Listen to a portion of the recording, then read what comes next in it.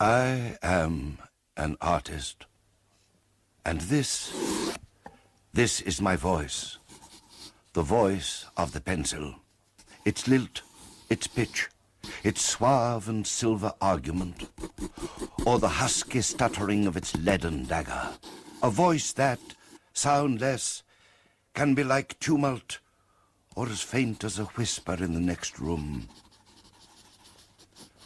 The paper before us will be transformed into a cosmos of such vibrancy as to make the room you sit in like a land of the dead. I will create for you a new world and people it with its native forms and denizens that never were before, yet have their roots in your and my experience.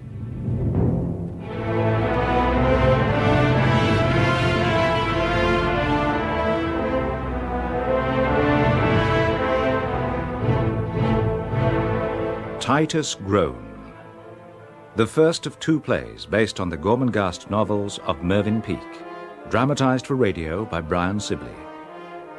With Sting as Steerpike, Bernard Hepton as Dr. Prunesqualor, Judy Parfitt as Irma Prunesqualor, David Warner as Sepulchrave, Eleanor Braun as Gertrude, Sheila Hancock as Clarice and Cora, Jill Lidston as Fuchsia, Cyril Shaps as Flay, Robert Edison as Sourdust, Maurice Denham as Barquentine, Stratford Johns as Swelter, Hilda Schroeder as Nanny Slag, and Freddie Jones as the artist. Titus Groan.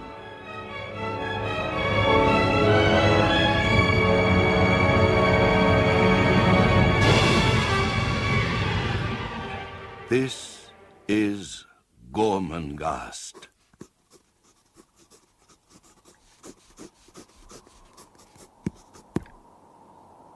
Mile upon mile of mouldering masonry, acre after acre of ancient buildings, clustered and huddled upon one another's backs, rising in prodigious arcs of ruthless stone, or hunched and solitary like stranded monsters. And above it all, Gormenghast Castle, the looming stronghold of time-eaten buttresses, of broken and lofty turrets. And within, a maze of cloisters and corridors, courtyards, vestibules, and stairways. All of them today alive with rumors. Everywhere, passage, archway, cloister, kitchen, dormitory, and hall, alive with speculation.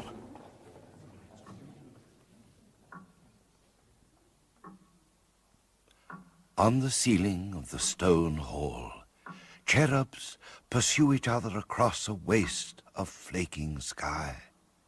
1,000 of them interweaving their fat limbs among the clouds. Ever on the move, yet never moving. Seated at the long table below the painted welkin, Sepulchrave, 76th Earl of Gormenghast, melancholy lord of half-light.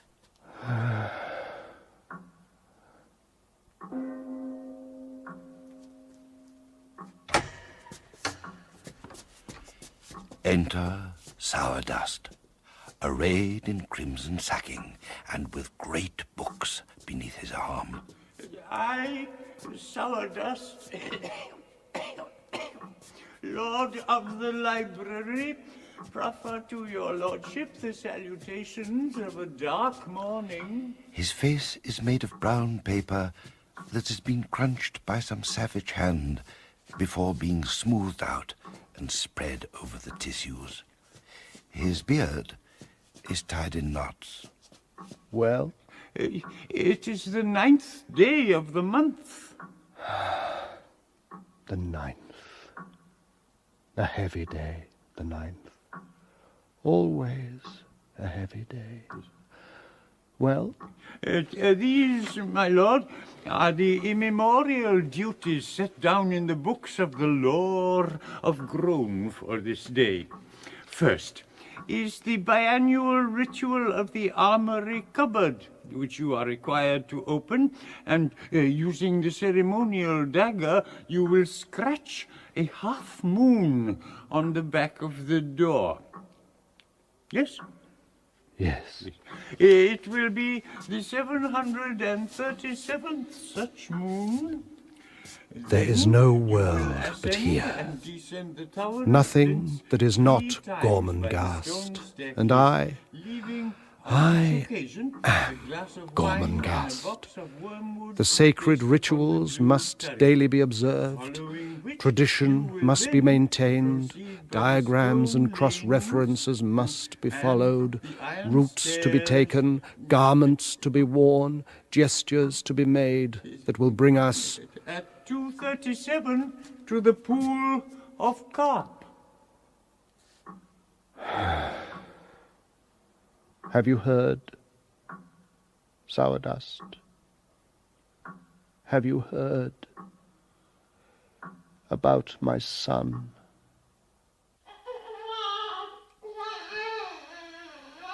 Deep in the fist of stone, a doll's hand wriggles, warm and rebellious. And with his tiny entrance enters change.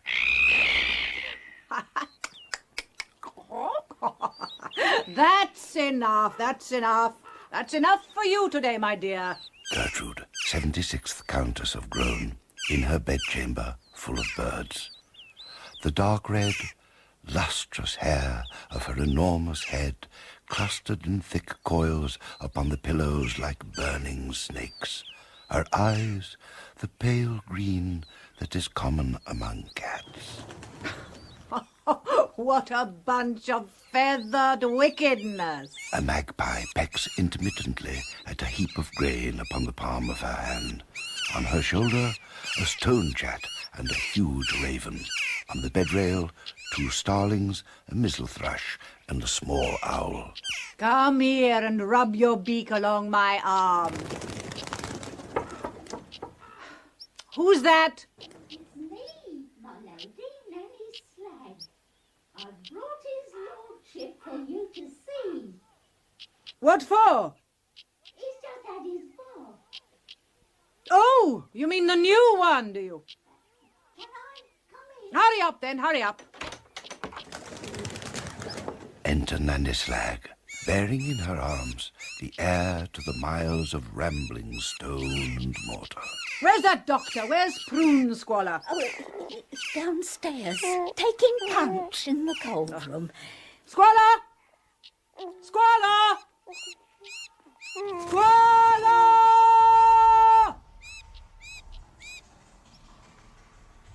Prune Squalor, at the double. Dr. Alfred Prune Squalor, physician to Gormenghast. A narrow-chested man with a shock of grey hair and glasses which magnify his eyes so that they fill the lenses up to their gold rims. My lady! Exquisitely formed fingers flick small globules of drink from his waistcoat. I called you to tell you, Prune Squalor, that tomorrow I get up. Tomorrow? Why not?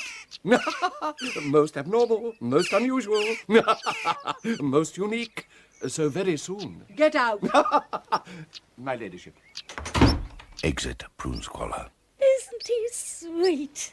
Oh, isn't he the sweetest drop of sugar that ever was? Who? His little lordship. His pretty little lordship. Slag, go away. Find a wet nurse from the outer dwellings. I would like to see the boy when he is 6. Yes, my lady. Call him Titus.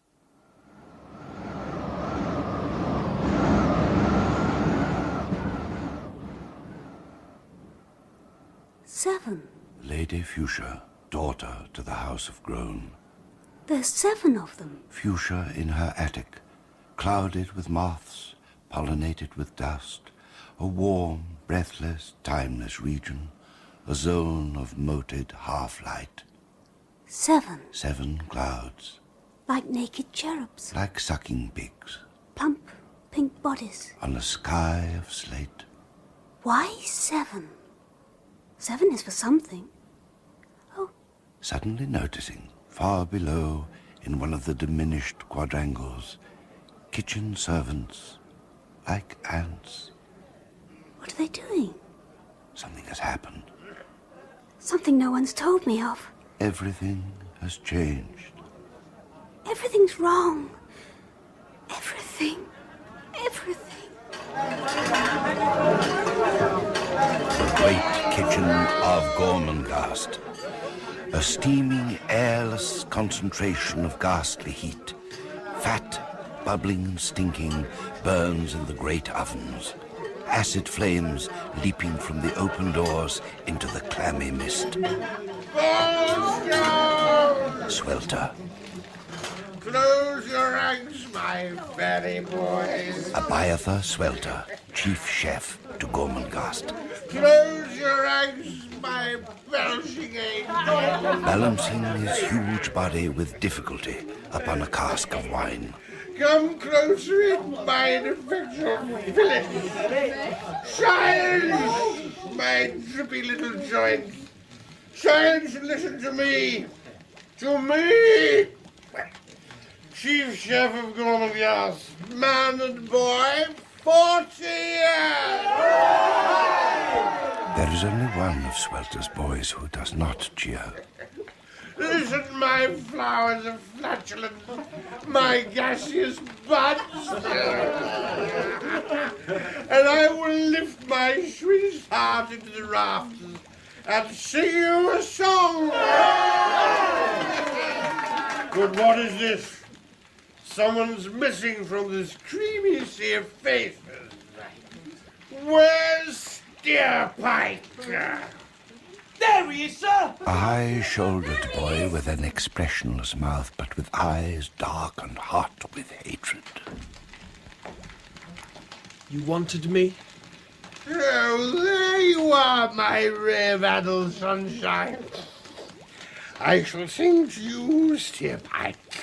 To you, my core of curdled cat bile. Steerpike's eyes smolder through their lashes. I, my impatient little lovebird. His eyes protrude like bloodshot bubbles. I His face glistens like a jelly. am Swelter! Everybody, Swelter! Like a galleon, he lurches in his anchorage. Scook to his lordship, with all sorts of ships that shall sail on slippery seas. The great ship's canvas sags and crumples, and then suddenly flounders and sinks in a cataclysmic mass of wine-drenched blubber. Observing this scene from the doorway of the great kitchen is Flay, first servant to Sepulcrave, Earl of Gormenghast. Flay, dry, brittle, ancient, like a splinter or fragment of stone, filled with revulsion, baring his sand-colored teeth with an expression of unbelievable menace, he turns away from the reek and horror. Steerpike follows. Follows the cracking of Flay's knee joints through the labyrinthine corridors of stone beneath Gormenghast, hoping it will lead to the open, to the outside, to somewhere away from here. What's that?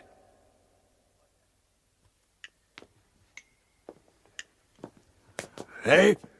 Man of Swelter's striped rats, what are you doing here? I don't know where I am. I don't want Swelter's boys here, curse 'em. I don't want to be here. Give me daylight. I'll go away. Far away. Away? Where? Anywhere. New? Me? You, new? 17 years old, sir. But new to the kitchen. Please, sir, I want to leave that dreadful Swelter. He fell. He fell like a log. Quite right. Honouring the birth. What have you done? Done, sir? When? What happiness? I haven't any happiness. What? No great happiness? Rebellion! Is it rebellion? No, except against Mr. Swelter. Take this candle. Lead the way. I'll teach her to be unhappy when a groan is born. A groan is born. And you mope in the lanes, show you what it means. A male groan. Don't like him, Swelter, eh? No, sir.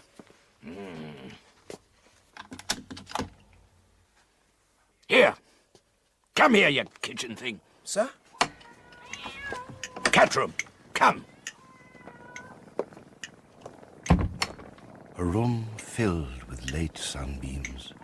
A carpet filling the floor with blue pasture. Seated in 100 decorative attitudes, or standing immobile like carvings, or walking superbly across their sapphire setting, interweaving with each other like a living arabesque, a swarm of snow-white cats.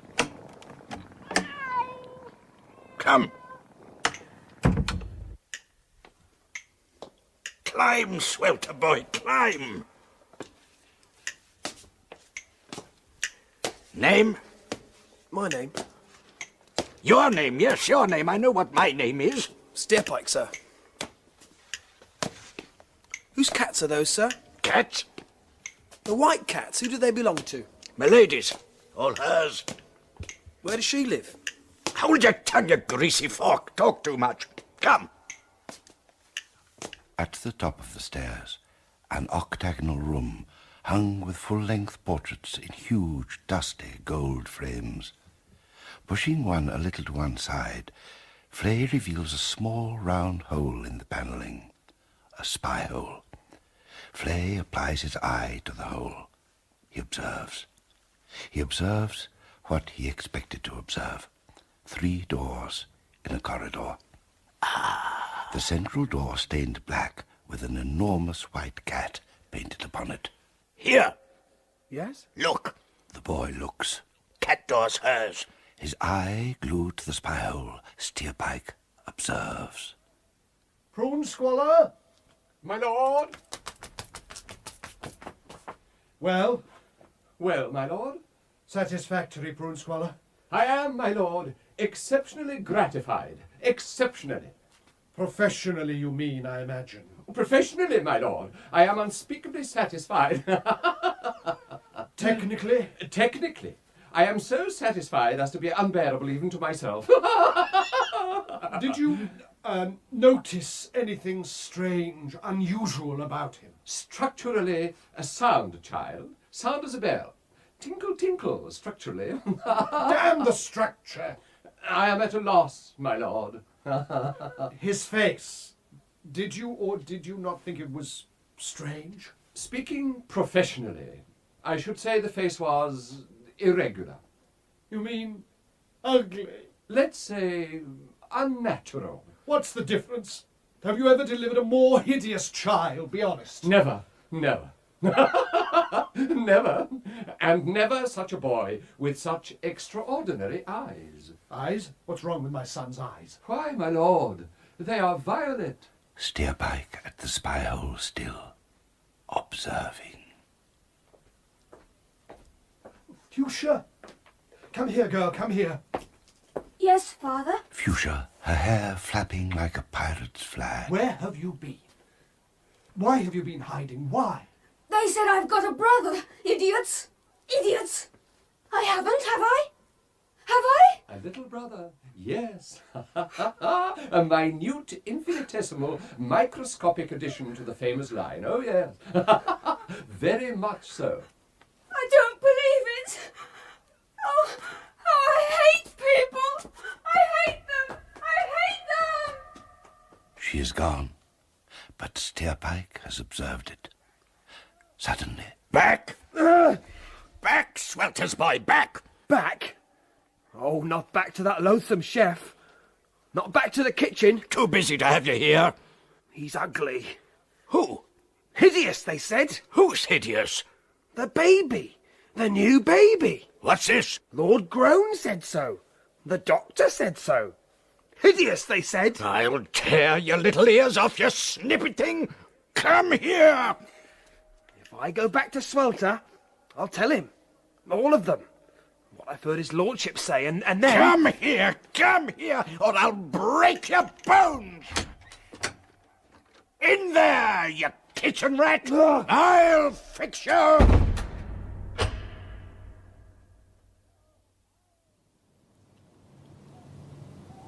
The sun sets behind Gormenghast Mountain in a swamp of saffron light. Call him Titus, she said. Nanny Slag, Poor little lamb. a midget figure made 14 inches taller by her best black velvet hat with the glass grapes on it. Find him a wet nurse, she said, from the outer dwellings. Hurrying between the acacia trees towards a gate in the castle wall. Poor little dumpling. Through the archway, past a cactus tree like a huge grey candlestick studded with thorns, coming at last to... Oh, the dwellings. a sprawling mass of hovels, swarming like an epidemic, clamping themselves to the great walls like limpets to a rock. The dwellings, granted by ancient law, a chill intimacy with the stronghold that looms above them. Nanny Slag stares at the dwellers. The dwellers stare at Nanny Slag. Moonlight flares on the glass grapes.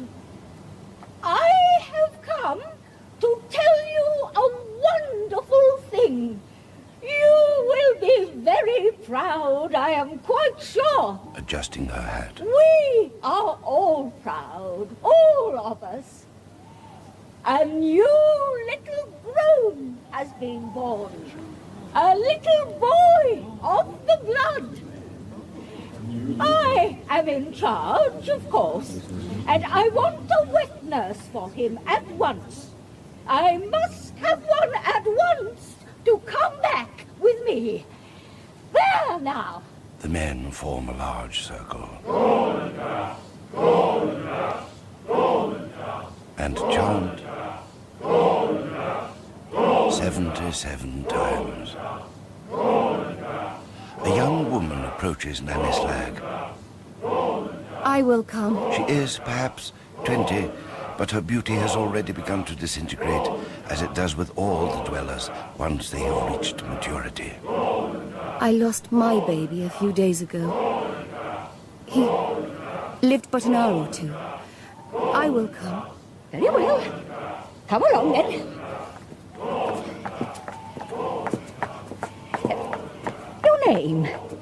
Your name, my dear. Kida. Time passes.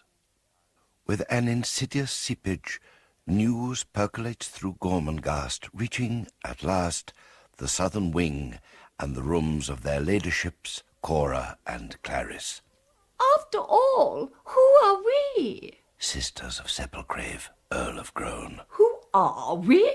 Sisters-in-law of Gertrude, Countess of Groan. Lady Clarice? Lady Cora. Twins. Their faces identical to the point of indecency. Expressionless, preliminary layouts for faces. We are his aunts. Whose aunts? The child's, stupid. The child's. But what chance have we got? Gertrude has all the power. Yes, she has it all. And now there's a child. And we're only the aunts. Only the aunts.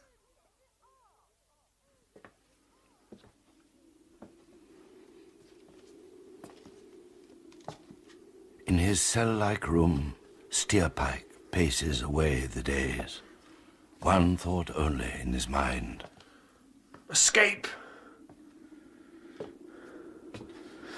Trapped. Locked in, no way out. The window. A precipitous drop, there's no way down. Not down. Up. Up 20 feet of unscalable stone. It's only 12 feet up. And then there's a creeper.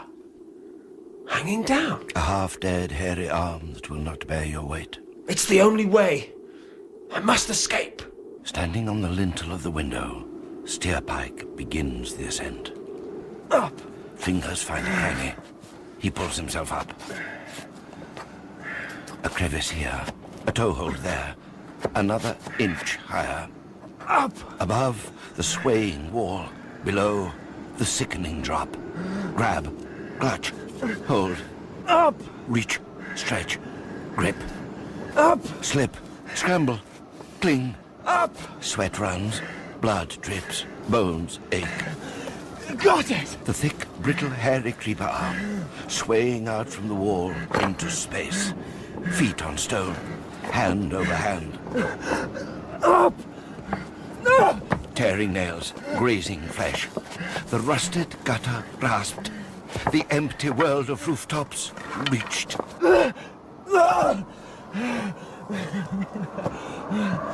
Escaped!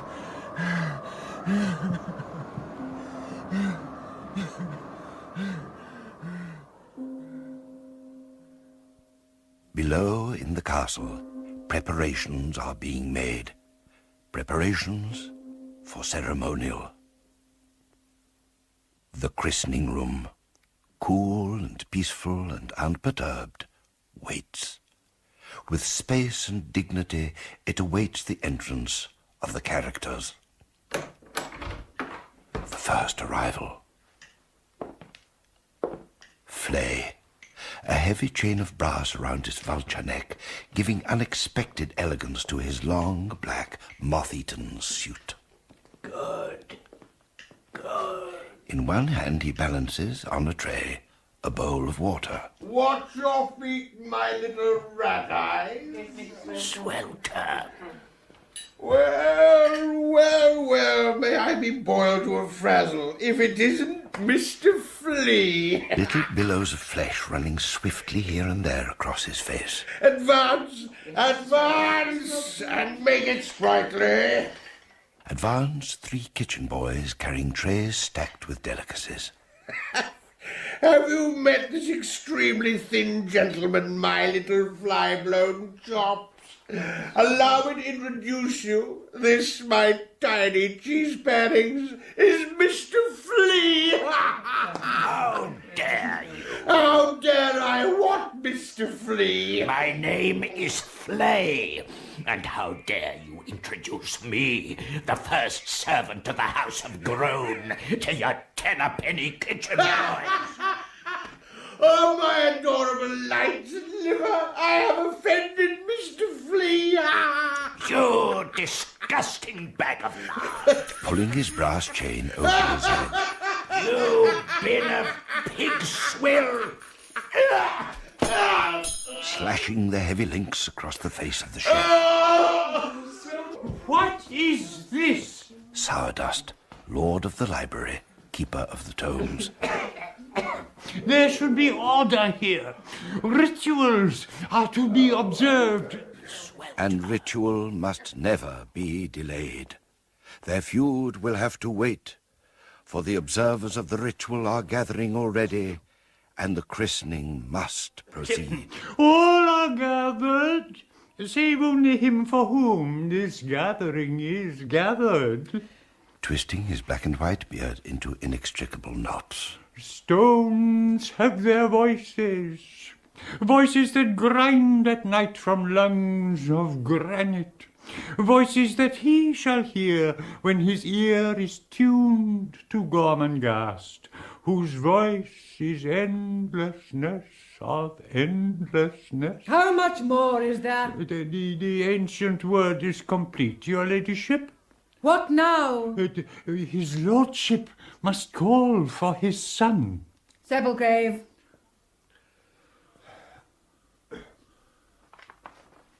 My son. Call, Sepulchrave. He said call! My son. My son! His voice winds itself along the empty, echoing corridors, while above, high on the rooftops of Gormenghast, Steerpike opens his eyes and sees Stone. a conglomeration of stone, a mist of masonry, Roofs. rising and falling like a frozen sea. Walls. Sheer, windowless, and arid. Towers. Gesturing to the sky above. Then, A horse. swimming in a water-filled hollow. On top of a tower. Far away, across the seemingly inexhaustible vista of roofscapes. Below, Sepulchrave calls again for his son. My son, inheritor of the powers I hold, approach me now. Child, welcome. Oh, my poor little lemon drop. We've kept them waiting. Never mind, dear lady. Better late than never. Silence! We must proceed. Well then, proceed! I open the book of baptism, for it is written that between these pages where the flax is grey with wisdom, the firstborn male child of the house of Groan shall be laid lengthways. Nanny Slag places Titus thus in the open book. Then the pages that are heavy with words shall be bent in and over him, so that he is engulfed in the seer text, encircled with the profound, and is as one with the inviolable law. Lord Sepulchrave joins the parchment at its centre with a safety pin. Child inheritor of the rivers, of the tower of flints, and the dark recesses beneath cold stairways. Listen with the humility of princes, and understand with the understanding of the ants. Dipping his hand in the christening bowl and trickling water through his fingers onto the baby's head. Your name is Titus. Titus, the 77th Earl of Groan and Lord of Gormenghast. Titus! I do abjure you, hold each cold stone sacred that clings to these your grey ancestral walls. His fingers growing numb. I do abjure you, hold sacred the tenets that ramify the creeds of Gormenghast. Losing his grip on the leather. I dedicate you to your father's castle. The book slipping from his hands. No need for alarm. They resemble rubber, your ladyship. Just a core of India rubber with an elastic centre. Oh, yes. Every ounce abounds. What are you talking about, man? I was referring to your child who has just fallen on the floor. Fallen? To earth, your ladyship. Fallen positively to earth, which explains why, as you can no doubt hear, his minute lordship is screaming. So that's what it is. Don't cry, my treasure. My son, my book. He has violated the book of baptism. Titus' first recorded act of blasphemy.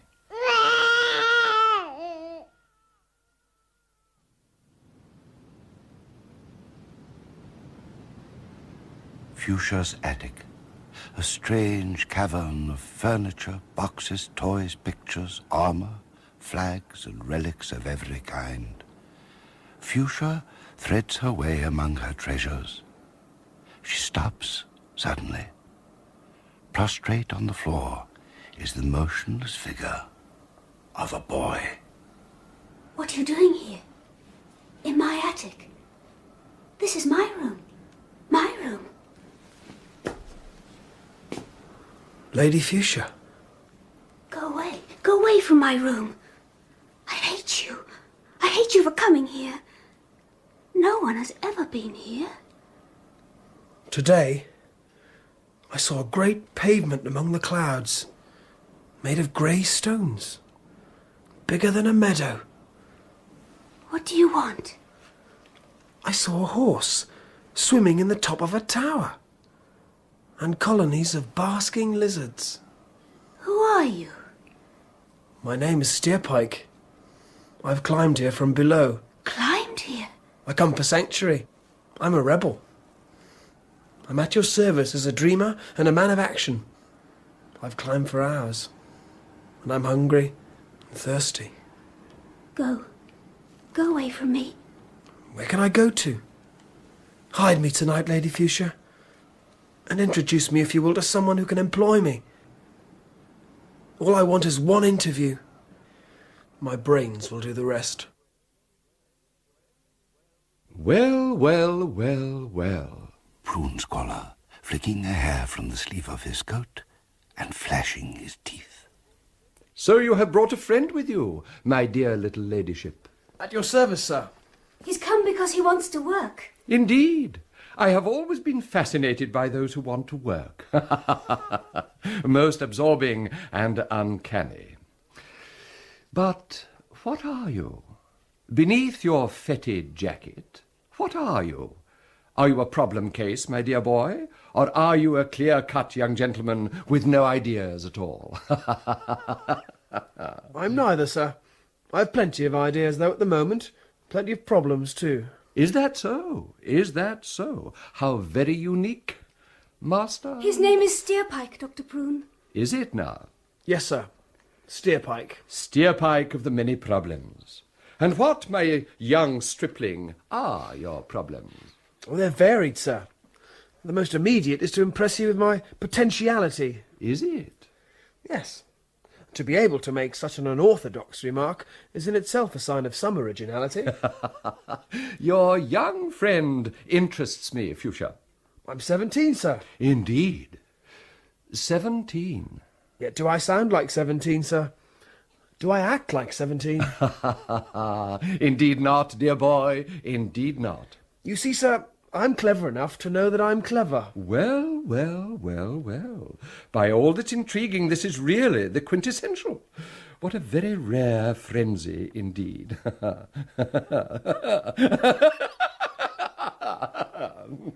He climbed all the way up the outside of the castle to my attic, Dr. Prune. He's very clever. Yes, he's a clever little monster. A diabolically clever little monster. Is this? I said, who is this? A lady whose similarity to Dr. Prune Squalor is unmistakable peers through tinted spectacles at Steerpike. Well, Alfred, well? This, my dear, is none other than Master Steerpike, who is anxious for me to make use of his brain in its functional capacity as a vortex of dazzling thought. This Master Steerpike is my sister, Miss Irma Prune Squalor. I'm honoured, madam. And I hope that I may be able to serve you in some way. If your brother should decide to employ me. Of course he will. Won't you, Alfred? I said, won't you, Alfred? Very likely, my dear Irma, very likely. But what on earth are you wearing, boy? Bending forward, her sharp nose and opaque glasses directed towards the youth. I said, what on earth are you wearing? It is with great regret that at my introduction to you I should be in clothes that so belie my fastidious nature. I will have a suit cut for you tomorrow, Master Steerpike. We shall dress you in a suit of pale grey.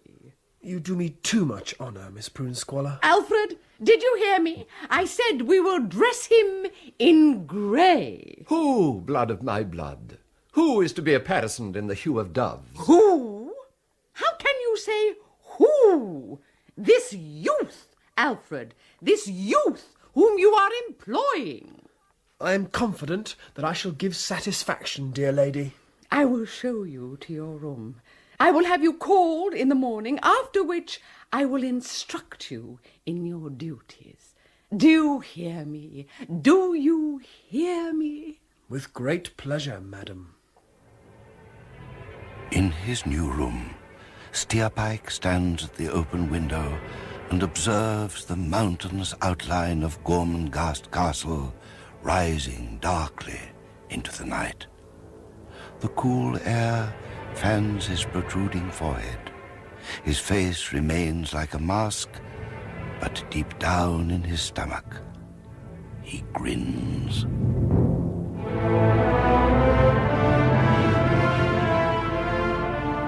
Months pass, and as Steerpike wedges himself ingratiatingly into the fabric of Gormenghast, another is preparing to leave it.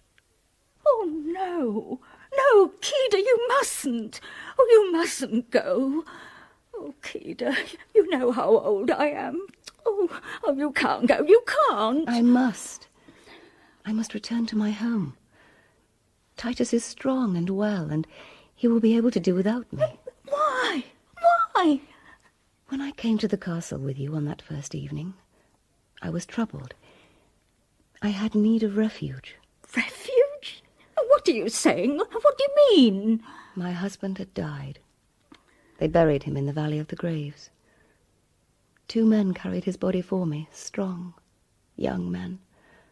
One was called Rantle, the other Bragon. The valley was silent, but those 2 men held me in their eyes, and I saw and knew that they loved me.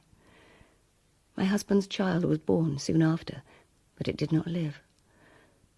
Rantle and Bragon were filled with hatred for one another, and to save the shedding of blood, I came to the castle.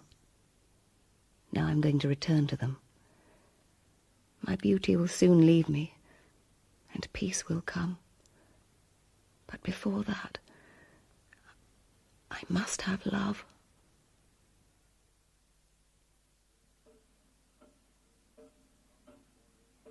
From the grey hinterland of buildings, the tower of flints rises like a mutilated finger. Within the shadow of this tower stands the long, low building that is the library. The library, shelf upon shelf, brooding with a slow anguish. Books, tier upon tier, seeming each a separate tragic note in a monumental fugue of volumes. A network of 1,000,000 commas, semicolons, full stops, and hyphens.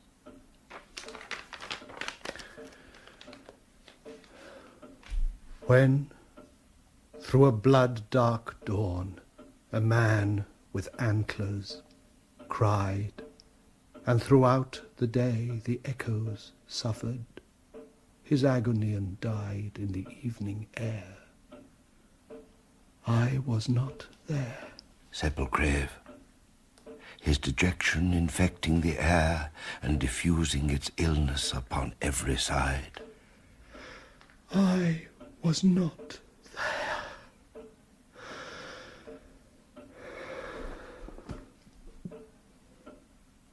Flay. Lordship. I wish to have my son brought to me by his nurse. I shall expect them at 9. Lordship.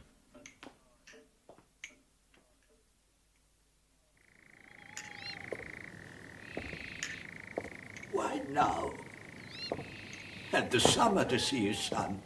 Thought he'd forgotten him. Flay, straddling onwards, is suddenly distracted by a light, a dull, greenish light from a small window. Oh, only a light. Yet, inexplicably, it seems to draw him to itself. Wasting time. Only a light.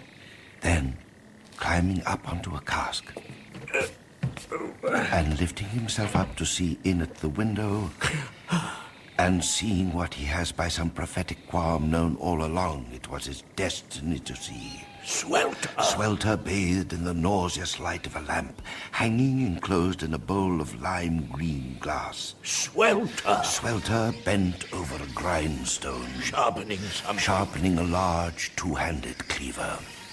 To his right, Boxes. 2 wooden boxes placed 4 feet apart, and on the floor, Lines. chalk lines running roughly parallel from the boxes, and Writing. saying, To the 9th stairs. the stairs leading to the room of Lordship. and across the doorway represented by the 2 boxes, A sack. curled up as if to signify the figure of one who nightly sleeps outside his lordship's door, as if to signify... Flay. Swelter ceases to whet the shivering edge of his cleaver and looks up, his eyes metallic and murderous. Then, removing his shoes, he begins a grotesque and extraordinary dance. What's he doing? He is practicing tiptoeing in silence. With slow, elaborate steps, the cook advances towards the sack. Flay! Flay asleep! Swelter stops and lifts the cleaver into the air above the cumulus shoulder. The steel flares in the green light. Your ladyships, we are doubly honoured. Steerpike ushers into the prune squaller's parlour 2 identical 9-pins, Lady Clarice and Lady Cora. Very charmed, your ladyships. Irma attempting to curtsy, but failing on account of the tightness of her dress. Very, very charmed. But to what do we owe this double honour? Nothing at all. Steerpike advances, his mind alive with ideas and projects. And I, your ladyships, I'm delighted to have the distinction of being beneath the same roof. He says he's glad he's under the same roof as us. I like roofs because they're on the top of the houses they cover. And Clarice and I like being over the tops of things because we love power. Will you have a little coffee? Or a little wine, perhaps? What's his name? His name is Steerpike. His name is Steerpike. Why not? It'll do. And all I desire, your ladyships, is that I might have your favour, your gracious patronage. We're going now. So soon? You've just arrived. I said you've just arrived. We've been here too long. Much too long. We've got a lot of sewing to do. We sew beautifully, both of us. I'm sure you do. We do a lot of needlework, but nobody sees it. Nobody is interested in us. When we were younger, we were of great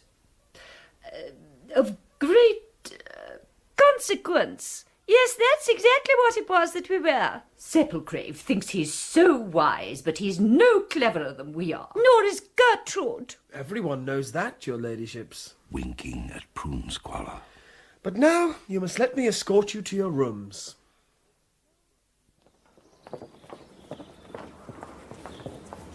Everyone knows, you said. That's what you said. But what can we do? Leave everything to me, and I will secure your rights for you. Oh. You are Lady Cora and Lady Clarice. Lady Clarice and Lady Cora. You must not forget that. No. No one must be allowed to forget that. Yes, and then we will have power again, won't we? Yes, that's what we want. Power.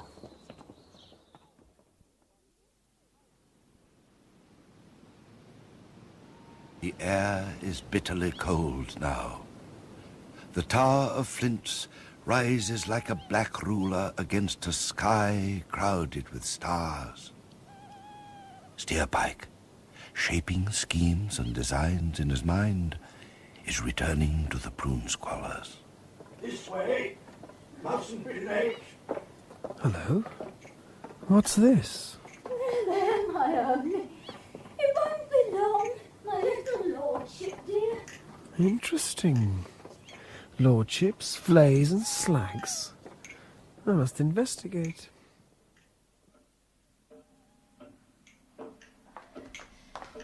I brought them, lordship. So I see. I have disturbed you, nurse, have I not? It is cold outside. I have just been out to get these for him. On the floor, in the lamplight, are scattered a score of fir cones. Oh, are they for his little lordship, sir? Put him among them. I want to talk to him. The door inches open, and Steerpike steals noiselessly in. I have had you come to tell you that I have decided upon a family gathering here in a week's time in honour of my son. Steerpike listens. I want you to inform those concerned. You will tell the Countess. You will tell Fuchsia. You will also inform their ladyships Cora and Clarice. Steerpike notes this. And the Prune Squalors had better come as well. I will inform Sourdust myself. Do you understand? Yes, sir.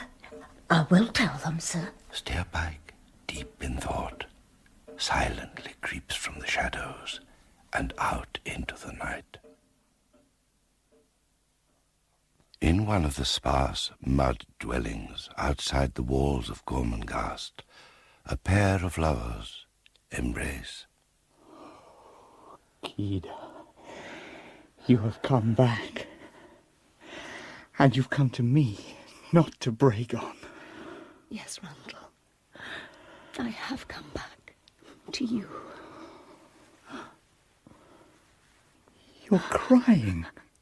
Our youth will pass from us soon. Oh, Randall, hold me again. Kida and Randall, defenseless before each other's love. The night passes. Morning comes, a sunlit morning of late autumn. Outside the mud dwelling, a man sits whittling at a small branch and waiting for the door to be unlatched. In silence, he carves and waits.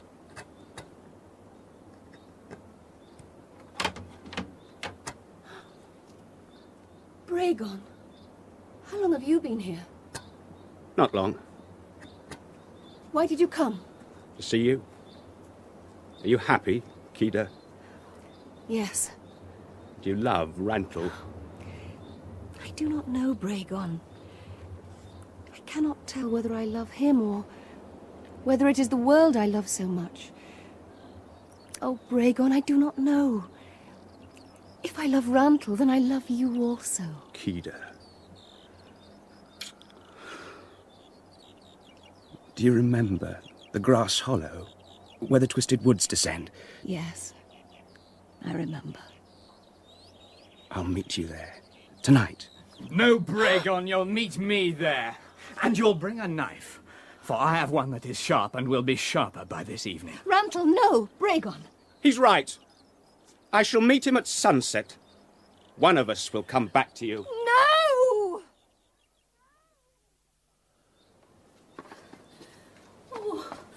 Oh, my poor heart. My poor weak heart. Then a slag scuttling across the quadrangle. Why, but isn't this a slag? Oh, what do you want? Startling me like that? And my poor heart as it is.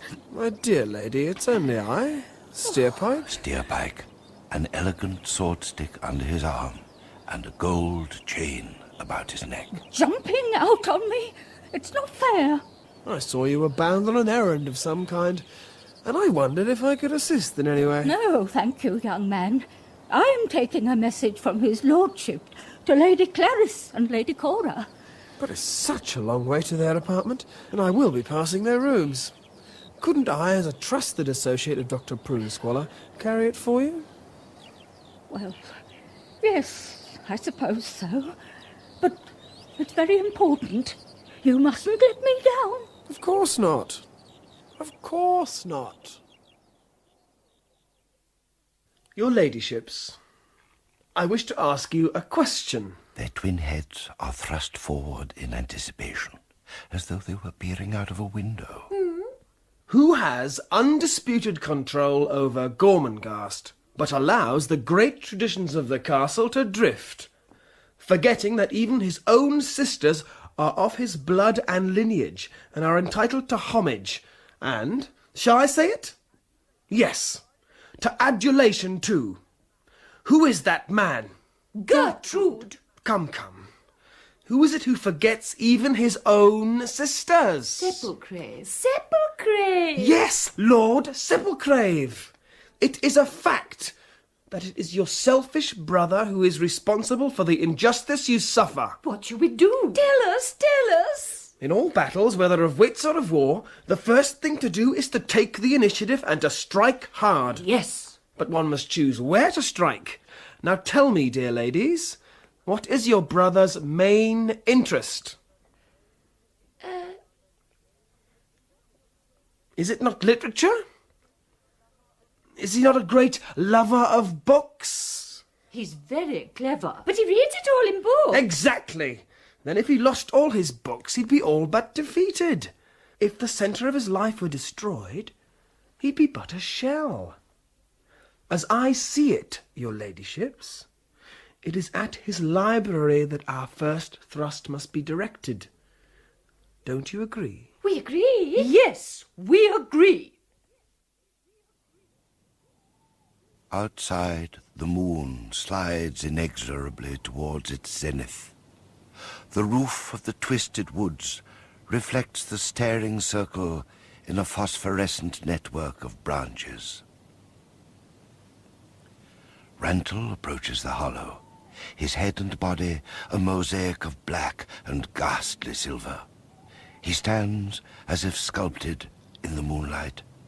Then, lifting his eyes, he sees Bragon arise from beyond the rim across the hollow.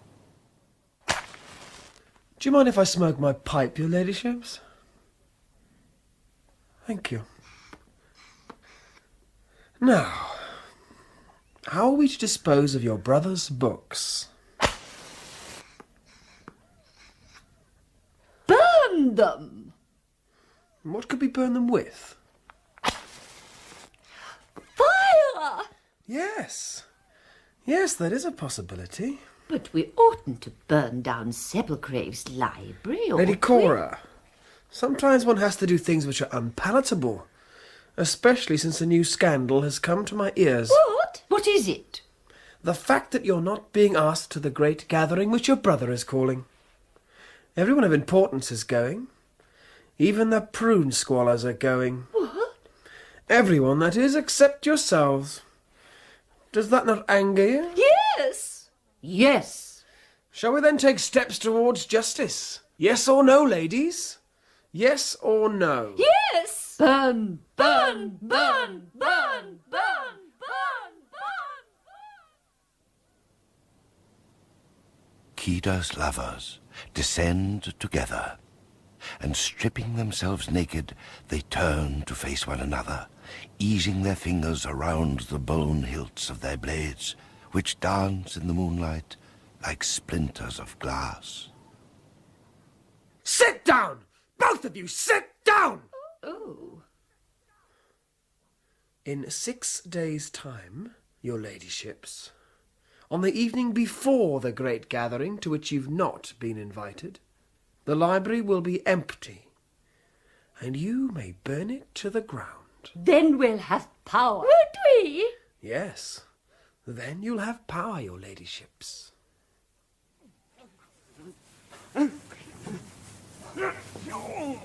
Rantel and Bragon are fighting, their bodies raddled with blood. They are sculpting. Each is carving a marvel in inky shadow and silver light.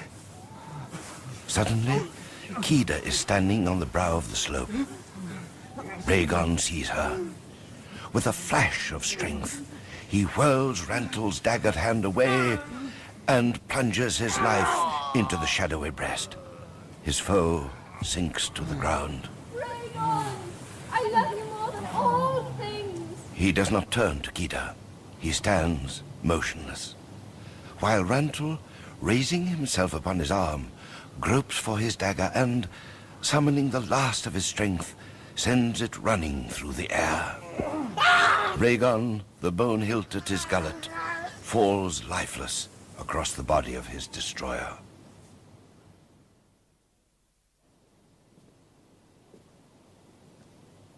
Can I depend on those stupid geese? They're the linchpin of the whole maneuver. Steerpike leaves the deserted library at 4 in the morning. Everything else is in readiness. 160 yards of oil-drenched cloth hidden behind the books. A hole bored in an unused door, taking the ends of the cloth outside the building to where they can be ignited by Lady Cora and Lady Clarice. They will think the library's empty. I will have locked the only door that is used, and, with the exception of the twins, the entire house of Groan will be inside. I will appear like an answer to a prayer. As long as those stupid women start the fire. With doomful inevitability comes the evening of the gathering, the evening of the burning.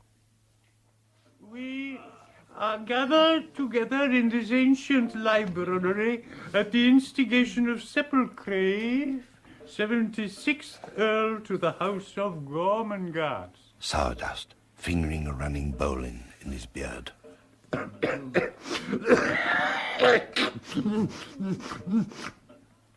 Now, I will turn my back on you and strike the table 4 times. Then Slag will bring the child to the table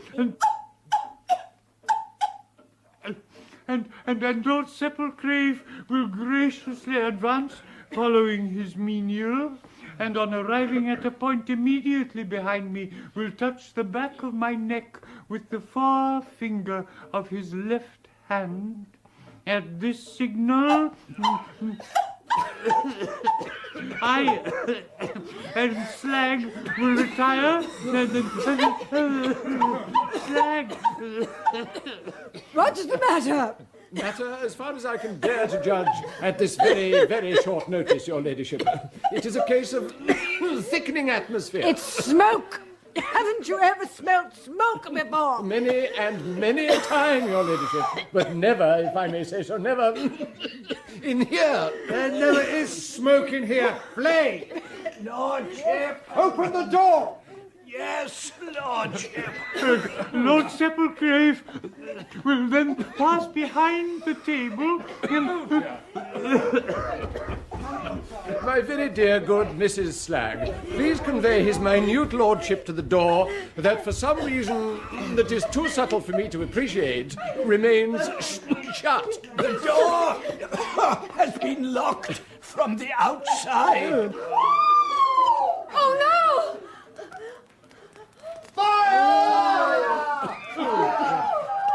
Like the tongue of an adder, suddenly licking the gilded and studded spines of the books, their titles momentarily shining out in ephemeral glory. There is, my dove, seldom smoke without it. A face at the window, a face none of them expects to see. Steerpike! Hold your horses! Don't panic! Don't panic! This is indeed remarkably fortuitous, dear boy, remarkably so. Don't stand so near! I'm going to crack some more glass out! Stand back. I'm glad I found you! I tried the door, it seems to be locked! But I've thought of something! What? Thought of what? A ladder! I'm going to let down a ladder! A ladder, did he say? Where did he find a ladder? It's not a real ladder, I'm afraid. There have been some small trees felled, and I've managed to find a couple with enough stumps and branches on them to serve as steps. He is clever, isn't he, Dr. Prune? Veritably ingenious, I should say. Now stand clear. I'm going to try and pass one of the trees through. Look out! And so the rescue begins. As the flames grip volume after volume with their flickering tentacles, the slow progress up the improvised ladder, through the small window, and down the tree on the outside. Oh, well done, your ladyship. Oh, careful now. Now, where's his lordship? Oh, Lordship! Lordship! There he is. Standing in an alcove, smoothing the back of a gold-bound book, a sickening smile playing on his lips. Take them. Take your books, your lordship. Come quickly. Which ones do you want? No, it's all right. I am sorry to have kept you. Flay. Yes. Follow his lordship. Take care of him. Yes. Follow Lordship. That's everyone except us. And Sourdust. Where's he? We can do nothing for him. Come. After you, Doctor. Very well, dear boy. Very well. Now. Turning for an instant, Steerpike, a lurid carving with eyes glittering in the blood-red light like garnets, surveys the Holocaust. Nice work. Very nice work. Night falls, and the raw patch of light that was once the library dances in the darkness like a pulsating wound. Inside the book-lined oven, the crimson flames devour the crimson rags of sour dust. The flesh will soon be gone, with all its wrinkles. The coughing ceased forever. How can ritual be maintained? How will order be preserved? Are you Barquentine? Flay, standing beneath the mouldering belly of a fly-covered ceiling. What if I am? He's dead. Whom are you speaking of? Rapping the mattress with his withered stump and knotting his beard furiously. Your father.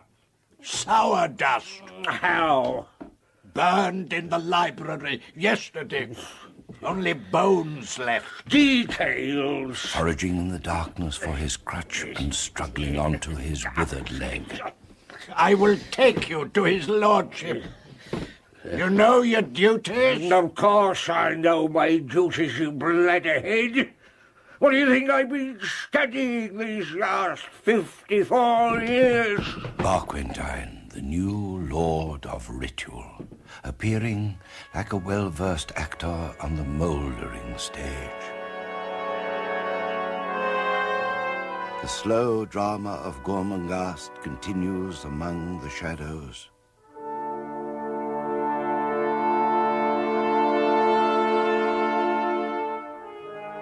In the south wing, the twins are getting restless.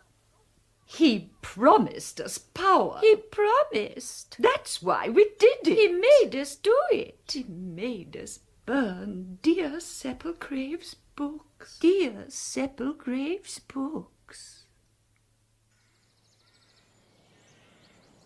How many shelves have you built for your father? Sepulchre, sitting with his back to a pine tree, his knees drawn up to his chin, a slithery smile upon his mouth. 7 shelves, Father. Fuchsia, her hands trembling, her wide eyes looking down at 7 lines scored across the needled ground.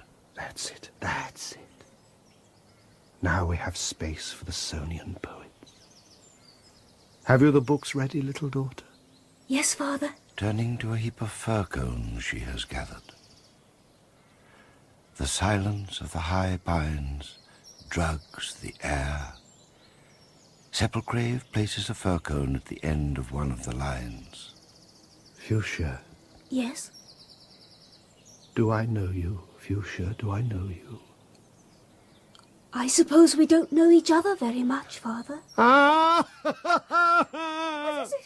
Oh, Father, what is it? I am not your father. His black eyes widening. I live in the Tower of Flint. His fingers curling. I am the death. Ow!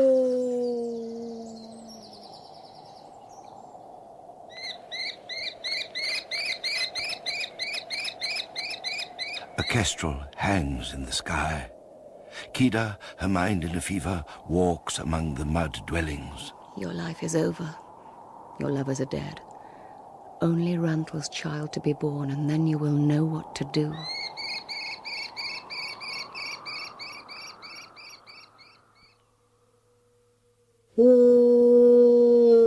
Sepulchre, sitting huddled upon the broad carven mantelpiece in his apartments.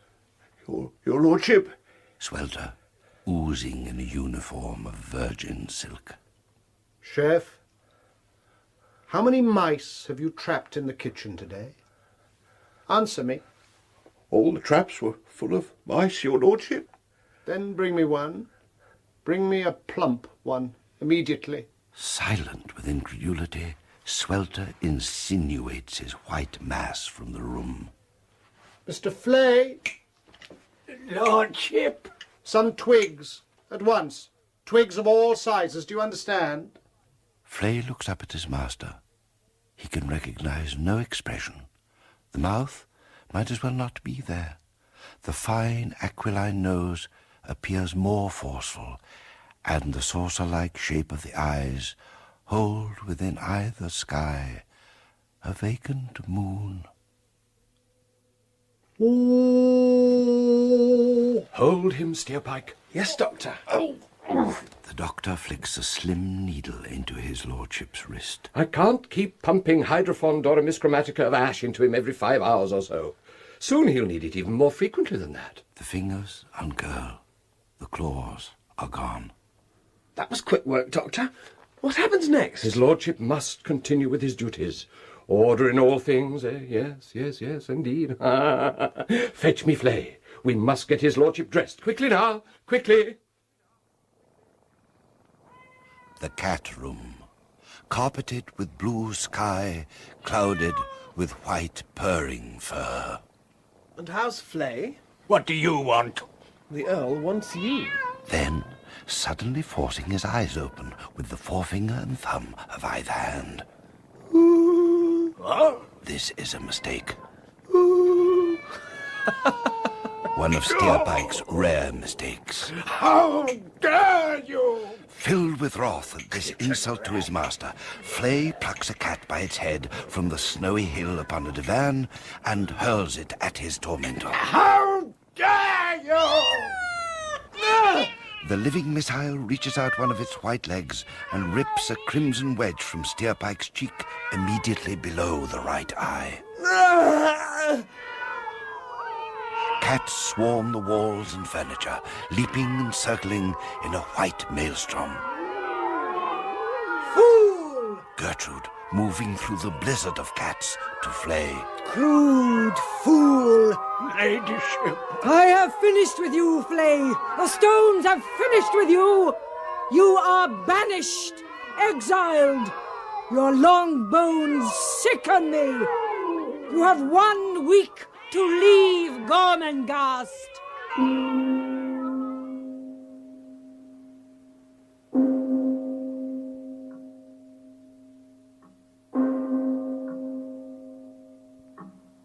In the great hall, with its sky of writhing cherubs, the threatened ritual staggers on.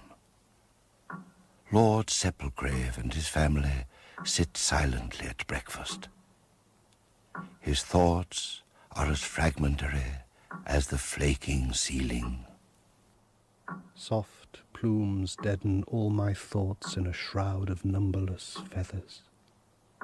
My throat is growing taut and round. They have been there so long in the cold, hollow throat of the tower, and they will be there forever, for there can be no ending to the owls whose child I am. My remorse is over now and forever, for desire and dreams have gone, and I am complete, and longing for the talons of the tower, and suddenness and clangour among the plumes, and an end, and a death, and sweet oblivion. My fuchsia, dusky daughter, bring me branches and a field mouse from an acre of grey pastures. His mouth, it's slipping. It's coming on again.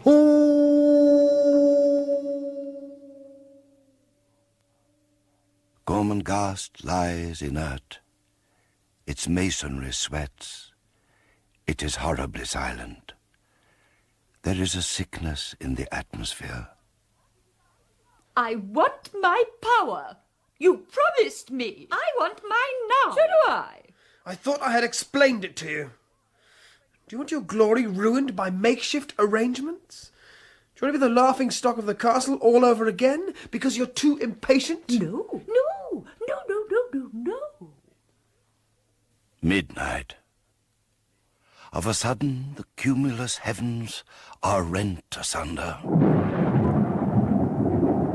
Within the castle, a gibbous dome of white, carrying a shimmering cleaver, slides towards the 9th stairs. I'll make you red and wet, my pretty thing. Oh, so red and wet. You know what Papa would say, don't you now? Of course you do. You're such a quick, sharp baby. Such a sharp baby.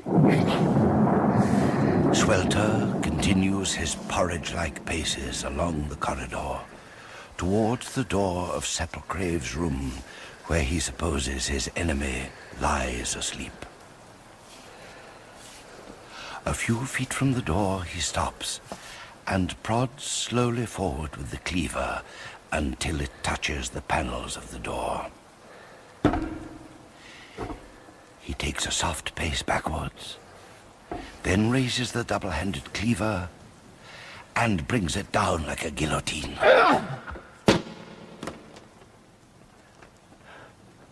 What's happened, my pretty? What's happened? No, my life!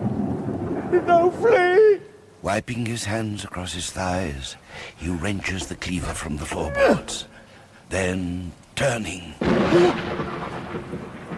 Swelter sees the prey standing behind him with a drawn sword in his hand. Flee! Swelter! The sword flashes in the razor light of electric fire coursing across the heavens.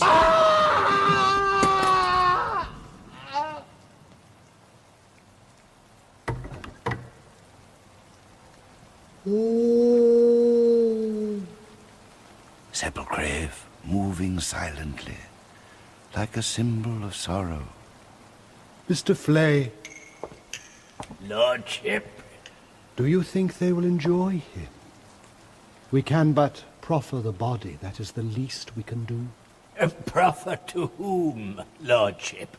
To the owls, of course.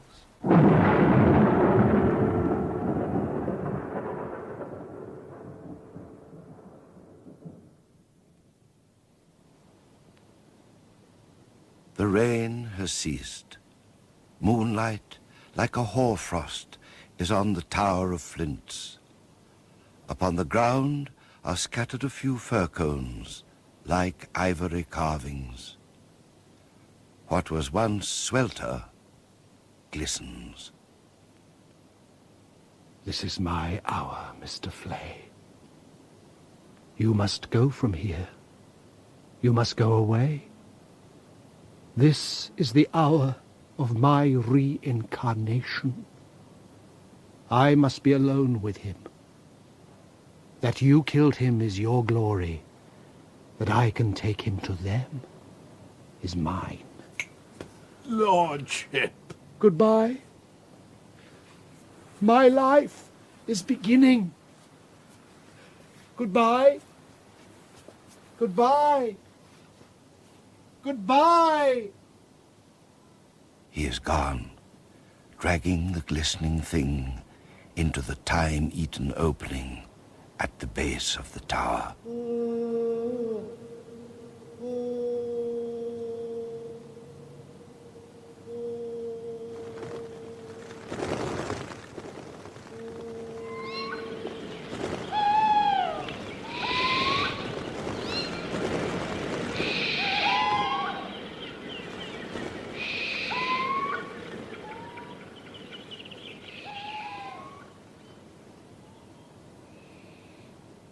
Heedless of this fearful tragedy, the sun pursues its ample, spellbound cycle and turns eventually towards another dusk. A minute figure moves in silhouette towards the barbed edge of a high crag. I am not afraid. Kida, through whom, in microcosm, the wide earth sobs. My child is born, the child of clay, like alabaster, the earthless daughter. Exalted and magnificently alone in the rose-red haze of the upper air. The moon climbs suddenly over the eastern skyline. She moves her hair from her eyes and cheekbones. I am ready. And she steps outwards from the crag into the dim atmosphere, and falling is most fabulously lit by moon and sun.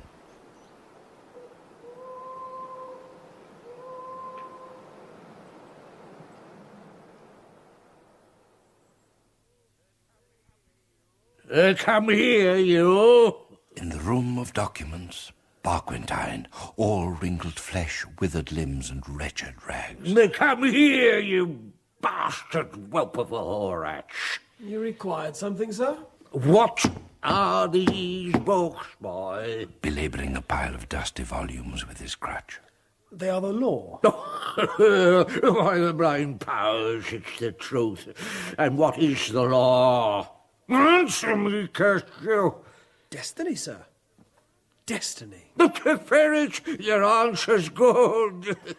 Body of me, destiny it is.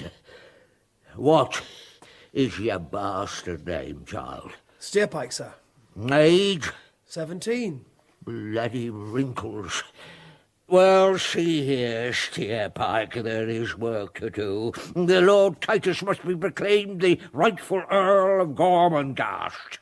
The earling has to be arranged. Who's your master?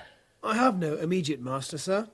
I attempt to make myself useful, here and there. Oh, you do you, my sprig? Well, you're a neat little rat, but there'll be no more here and there for you. It'll be only here. You understand? Grinding his crutch into the floor. Here beside me. You may be useful. Very useful. Scratching himself through a tear at the armpit. Are you ready? I have never been more so.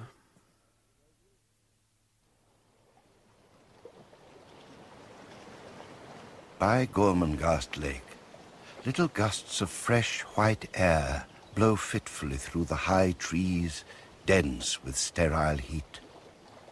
A gathering of assorted characters. Just 4 days, my naughty mite. Oh, yes, the tiniest thing in the world to be an earl in just 4 days' time. Then they'll take you away from me. I'll be with you, Nanny. Are you enjoying the delicious breeze, Lady Clarice? I said, are you enjoying the delicious breeze, Lady Cora? Of course, irrefutably, and more so. I have no doubt whatever. Do we reply, or shall we ignore her? Ignore her, of course. She's not a lady. Not like us. Not well manured. You don't mean manured, Lady Clarice. You mean mannered. How dare you? How dare you speak in that way? How dare you correct me? You will be punished. Oh, my poor heart. Leave her alone. Leave her alone. How will we do it, Cora? What will be the punishment? My very dear ladies. Will it be like our brothers? I don't know. But we mustn't burn her, must we? Why? Lady Clarice, Lady Cora. Steerpike, my ambitious young gelding, I do declare you get everywhere, positively everywhere. My ladyships, I must speak with you urgently. Shall we walk? Yes. Yes. You will excuse us for a moment? Of course, dear boy. Of course. Don't bray, Alfred. I said don't bray. They're all against me. It's all right, Nanny. We mustn't burn her.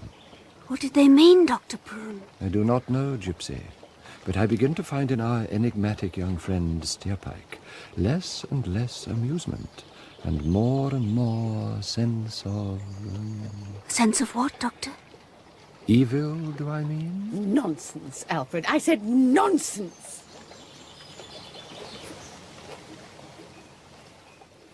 Now listen to me. Stand still and listen to me. Never again are you to speak of burning, or of fire, or of Steerpike, or I will cease to be your protector, and you will be undone and thrown down. Do you understand? Yes, yes, yes, yes. All this is observed as a minute, silent puppet show from an ivy-cluttered, thorn-pricked window high in the towering bulk of the castle. Wrong. Things are going wrong. Gertrude in her feathered room of birds. There's evil afoot. I know it. Within 4 days, the Earling, and then I'll take him babe and boy. Titus the 77th. In Titus it's all centred. Stone and mountain, the blood and the observance. Let them touch him. For every hair that's hurt, I'll stop a heart. God, shrive it when I find the evil thing. The day of the Earling. A day of monotonous, sullen, grey rain, melancholy and perpetual. All are gathered around the lakeside, denizens of castle and outer dwellings. And a little apart stands a woman with a face that is young and old, holding in her arms an infant with flesh like alabaster. Hear now the age-old injunctions of the law. Another child, the baby Titus, laved by rain, alone upon a raft of chestnut boughs upon the bosom of the swelling lake. In his right hand, a stone. In his left hand, an ivy branch. Around his neck, a necklace of snail shells. You will forever hold in sacred trust the castle of your fathers. In letter and in spirit you will honor its sacred rights and defend it in every way against the incursions of alien worlds. In the sight of all, I, Warden of the Immemorial Rights, proclaim you to be Titus the 77th Lord of Gormenghast. The sky blossoms azure, and Titus, crawling to the raft's edge, drops the sacrosanct symbols, stone and ivy branch, into the depths of the lake. Body of mine, it's blasphemy. Tearing the necklace of snail shells from his neck and swinging it across the sparkling water. Blasphemy! In the arms of the woman by the shore, the strange child, Titus' foster sister, lambent with ghost light, answers his cry. A rainbow curves over Gormenghast. Somewhere a shadow shifts. A shadow of something unhallowed, menacing and ruthless. In a basket borne upon a dappled mare, Titus enters the castle's shadow, his hair black with the morning's rain, his violet eyes lifted towards the silent walls. The darkness engulfs him. All that is Gormenghast revolves once more. But soon there will be a flame-green daybreak, soon, and love itself will cry for insurrection. For tomorrow is also a day, and Titus has entered his stronghold.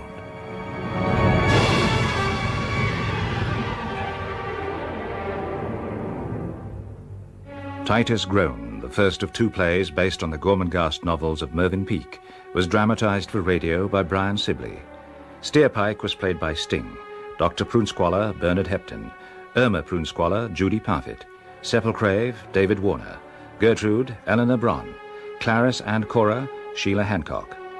Fuchsia, Jill Lidston, Flay, Cyril Shaps, Sourdust, Robert Edison, Barquentine, Morris Denham, Swelter, Stratford Johns, Nanny Slag, Hilda Schroeder, Kida, Melinda Walker, Rantel, Graham Blocky, and Bragon, Peter Aker. The artist was Freddie Jones. Technical presentation was by Lloyd Silverthorne, assisted by Colin Duff and Peter Marsh. Titus Groan was directed by Glyn Dearman.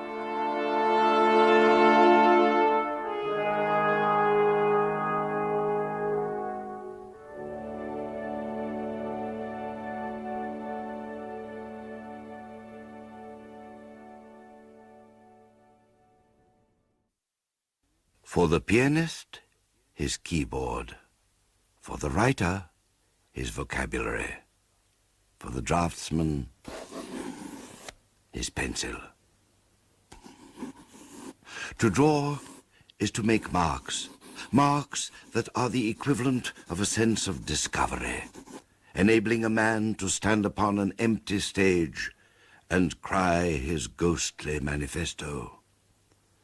But first, I draw a setting. Sketch for this drama a backdrop. Rising from a wilderness of forests, from a hostile wasteland, is Gormenghast. As far as the eye can see, a tide of roofs rise and fall. Towers and domes and broken battlements cut the skyline like grey, time-worn teeth. Massive and ruinous, it broods in umbra. Gormenghast, a monument to the rituals of forgotten centuries. Gormenghast, a memorial to the labor of dead days. Gormenghast, the second of two plays based on the Titus Groan novels of Mervyn Peake, dramatized for radio by Brian Sibley. With Sting as Steerpike, Bernard Hepton as Dr. Prunesqualler, Judy Parfitt as Irma Prunesqualler, Eleanor Braun as Gertrude, Sheila Hancock as Clarice and Cora, Jill Lidston as Fuchsia, Cyril Shaps as Flay, Morris Denham as Barquentine, Michael Aldridge as Belgrove, Hilda Schroeder as Nanny Slag, Vicky Ireland as Titus, aged 7, Julian Firth as Titus, aged 17, and Freddie Jones as the artist. Gormenghast.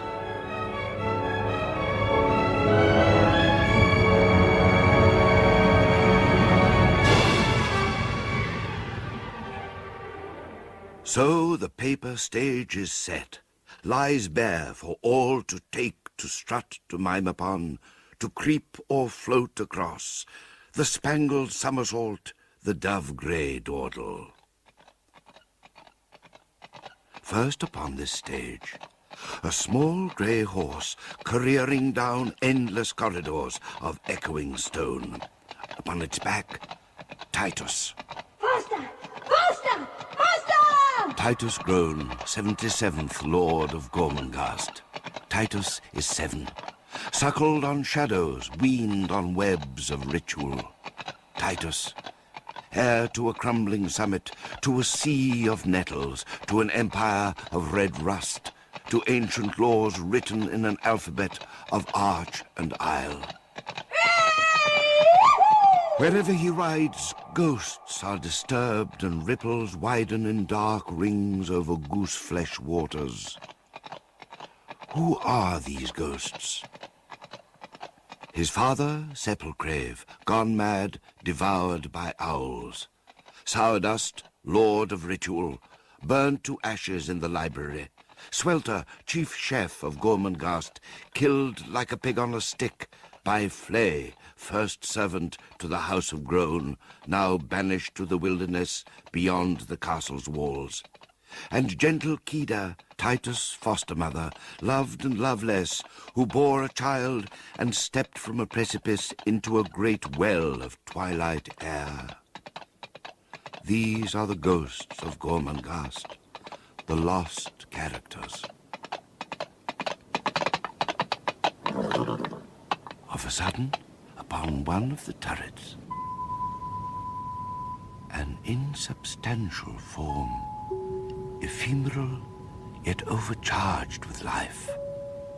For one short moment it stands there, and then it is gone into the darkness.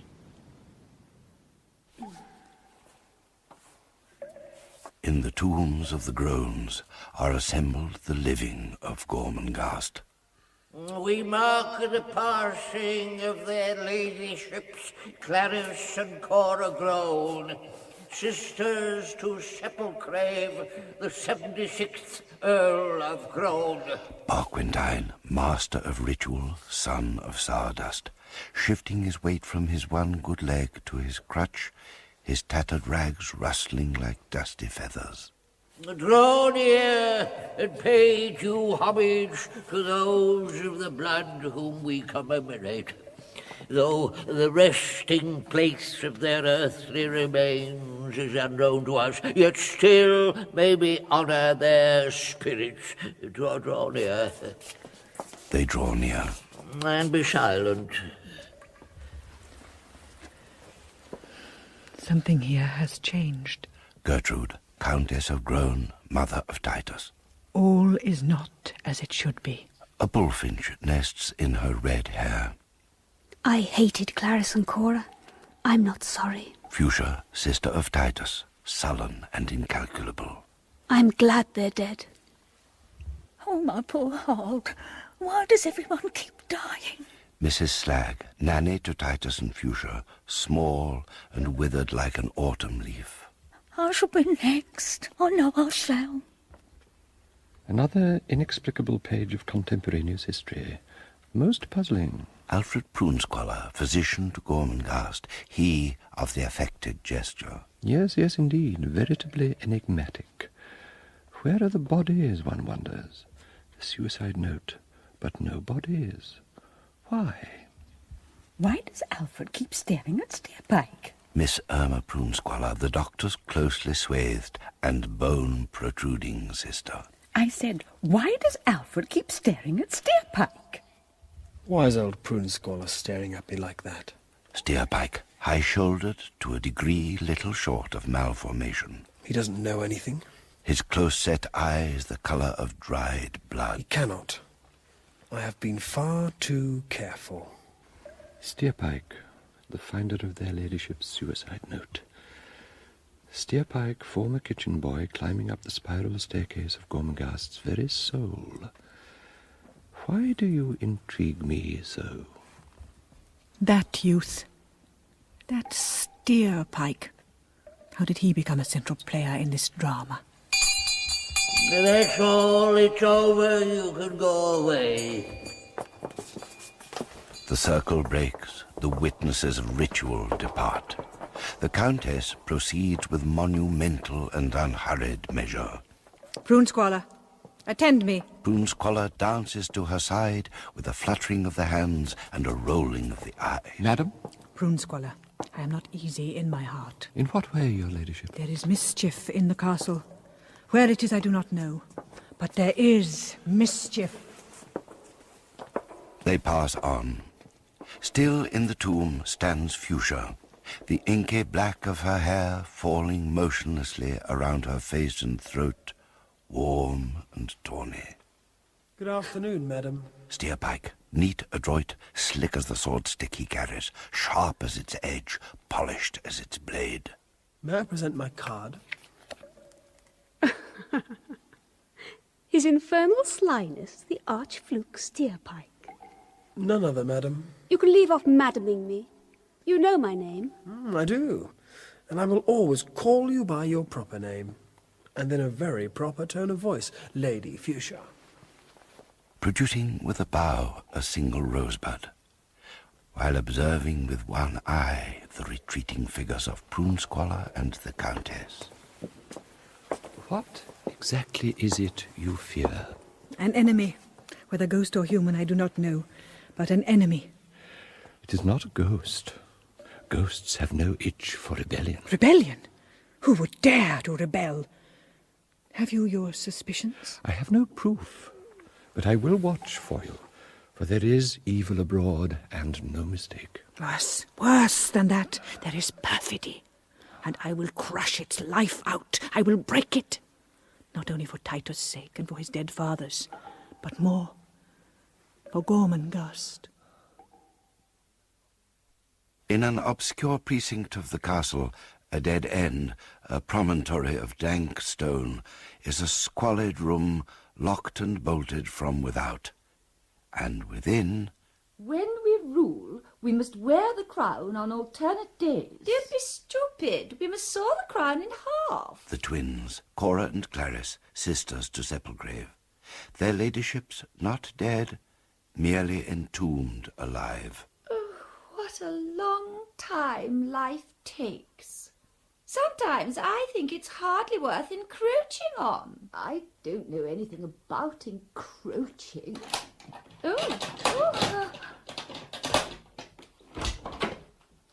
And how are my lovebirds? You haven't been here for a long time. How true. Had you forgotten us? Not a bit of it. Then where have you been? Yes, where have you been? Yes. Sit down. Staring them out of countenance until their heads drop. Now listen to me. How many times do I have to tell you? The entire castle is suffering from the plague. The streets and squares are full of the dead and dying. How terrible. Terrible. You alone among the inhabitants of Gormenghast are free from this hideous disease. And why? Because I, Steerpike, have kept it from your door. Do you think that's been easy? They shake their heads like pendulums. And how dare you question me? How dare you? I shall not return until you fully apologise for this outrage.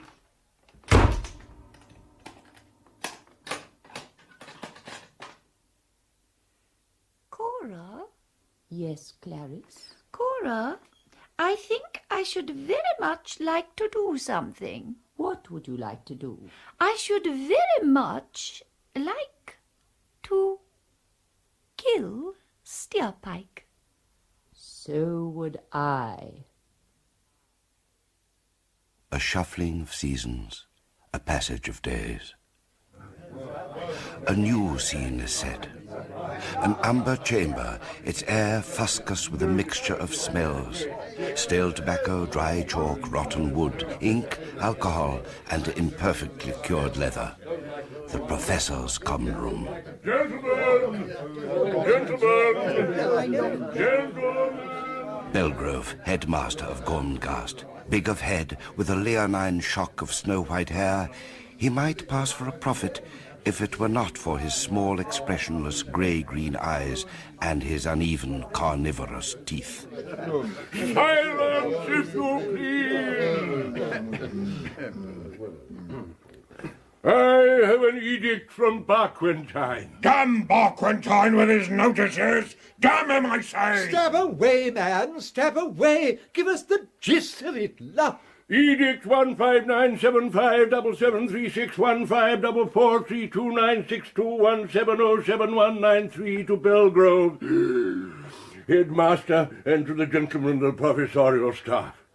This 10th day of the 6th month, in the 8th year of the 77th Earl, to wit Titus Lord of Gormenghast, notice and warning is given in regard to your attitude, treatment, and methods of behaviour and approach in respect of the aforementioned Earl, who is now at the threshold of the age of reason.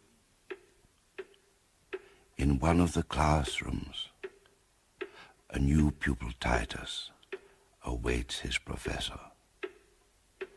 Unwilling victim, trapped in a summer prison, marking this the first of many creeping hours, by the slow tick of the clock and the lazy buzzing of a blue bottle. Tick, clock, tick. 60 seconds in a minute. 60 minutes in an hour. 60 times 60. Multiply the sixes and add on how many noughts? 2, I suppose. 6 sixes are 36. 36 plus 2 noughts is 3600. 3,600 seconds in an hour, and only a quarter of an hour left of this lesson, which has never begun. Sense of the customs, traditions, and observances, and above all, a sense of the duties attached to every branch of the castle's life, be instilled and Young Titus, lazily, abstractedly, becomes conscious of the idea of colour, of things having colours, of everything having its own particular colour. Ink. Blue, dark, musty, deep as cruel waters at night. Exercise books. Rectangles of washed-out blue and laurel green.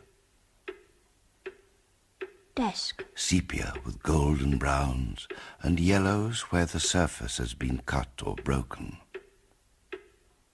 Marble. A glass marble beside the ink pot, its swirling spirals of rainbow colours twisting within the cold, clear glass. Red, yellow, green, violet, blue. And the white and crystal world so perfect, all about them. Blue, violet, green, yellow, red. Round and in and out, in endless convolutions.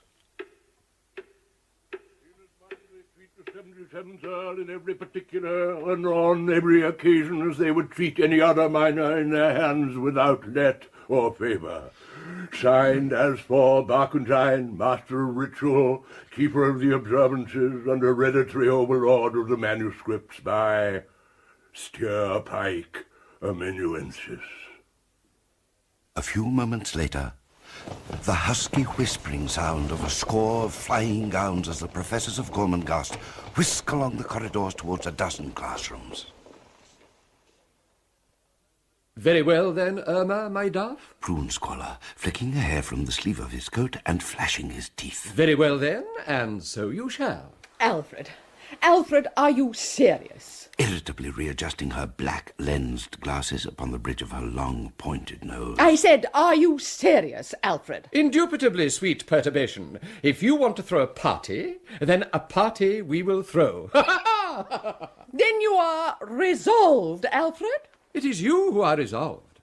I would never have advised such a thing as a party. You're not the type to give a party. You're not even the type to go to a party. You have nothing of the flippancy about you that makes a party go. But you are determined.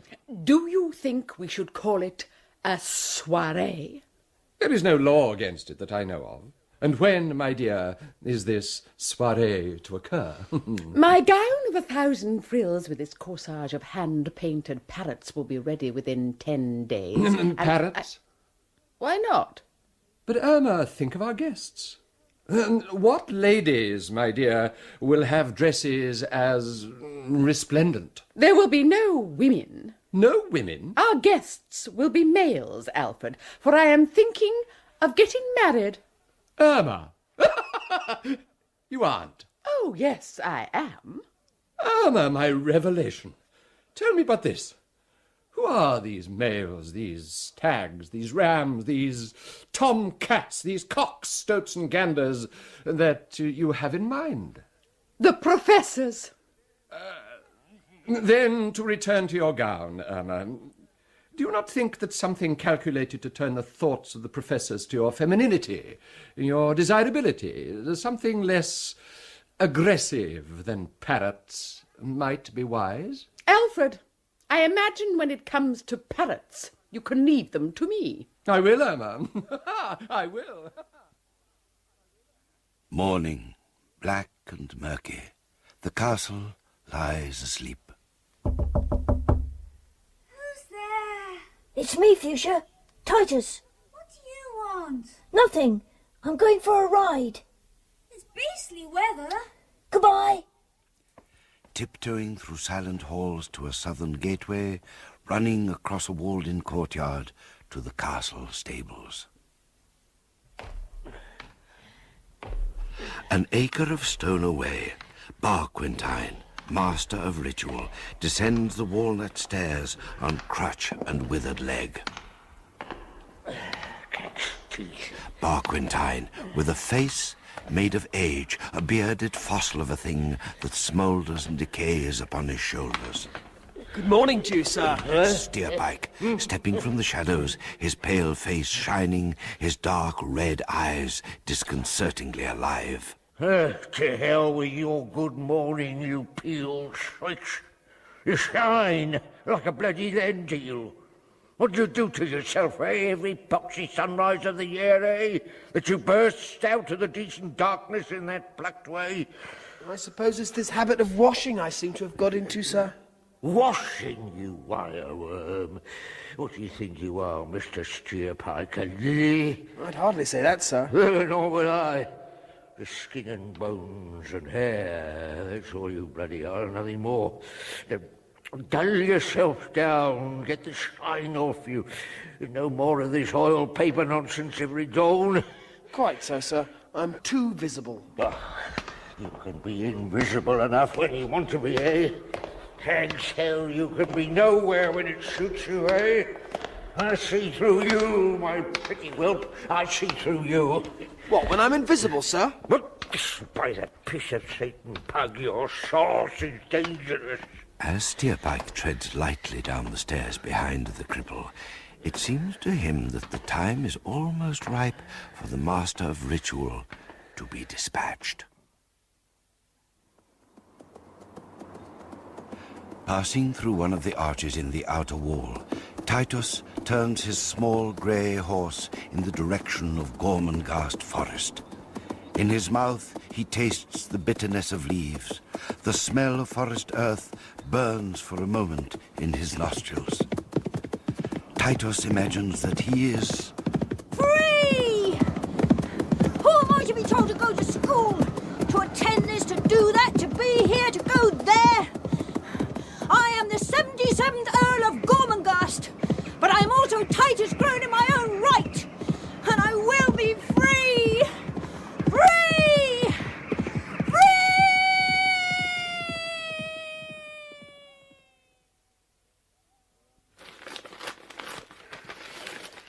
Emma and Alfred Prunesqualler hope to have the pleasure of Professor Belgrove's company on Friday evening at 7 o'clock. RSVP.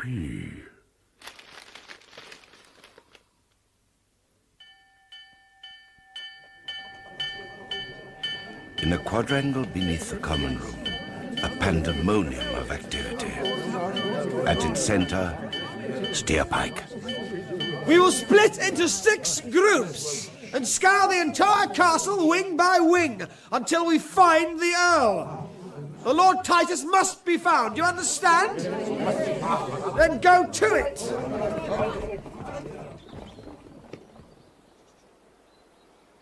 Titus, beneath high branches. Ahead of him, the forest floor like a sea of golden moss. From its heaving expanses arise a phantasmic gathering of ancient oaks, like dappled gods. Suddenly, he sees, for the merest fraction of an instant, a living creature.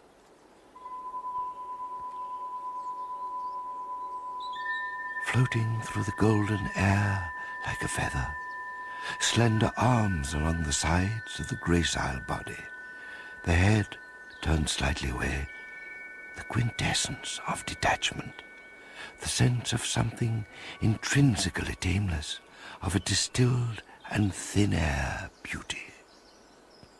Then it is gone. I am dreaming. Titus, frightened, excited. My lord! Stepping from the shadows, a gaunt creature, tall and thin, his cadaverous head lowered. You are the Lord, Titus? Yes. Who are you? Flay. Flay? I've heard of you. Aye, likely enough, my lord. They told me you were dead, Mr. Flay. No doubt. Alone? Yes. I escaped. Escaped? I ran away. Oh. I'm hungry. Oh. Follow me, lordship. We'll have a rabbit. Rabbit and pigeon and a long sleep. Within Gormenghast Castle, the search for Titus continues. Have you seen his lordship? Oh, you're forever making a body jump. What do you want? His lordship, Titus, where is he? Well, how should I know? Nobody tells me anything. Nobody bothers with me anymore. Be quiet, you silly old woman. Oh, you've no right to speak rudely to me. I am Mrs. Slag, nurse to the Groans, and I might as well be dead, and that's a fact. You are a foolish old bat who should have died a century ago. How dare you? How dare you? I know just what you're up to, Master Steerpike. Trying to worm your way into Lady Fuchsia's affections. Well, you won't get her, you know. You won't. Nanny, what's the matter? How dare he speak to me like that? What have you said? My Lady Fuchsia, dear Nanny Slag here has totally misunderstood me. I merely came to ask you both whether you'd seen Lord Titus. It's not true, Fuchsia. He's lying. Mrs. Slag is obviously distressed at something. Oh, my poor There, Nanny, it's all right. Titus has gone riding. Where, Lady Fuchsia, where? I don't know. He didn't say. He never does.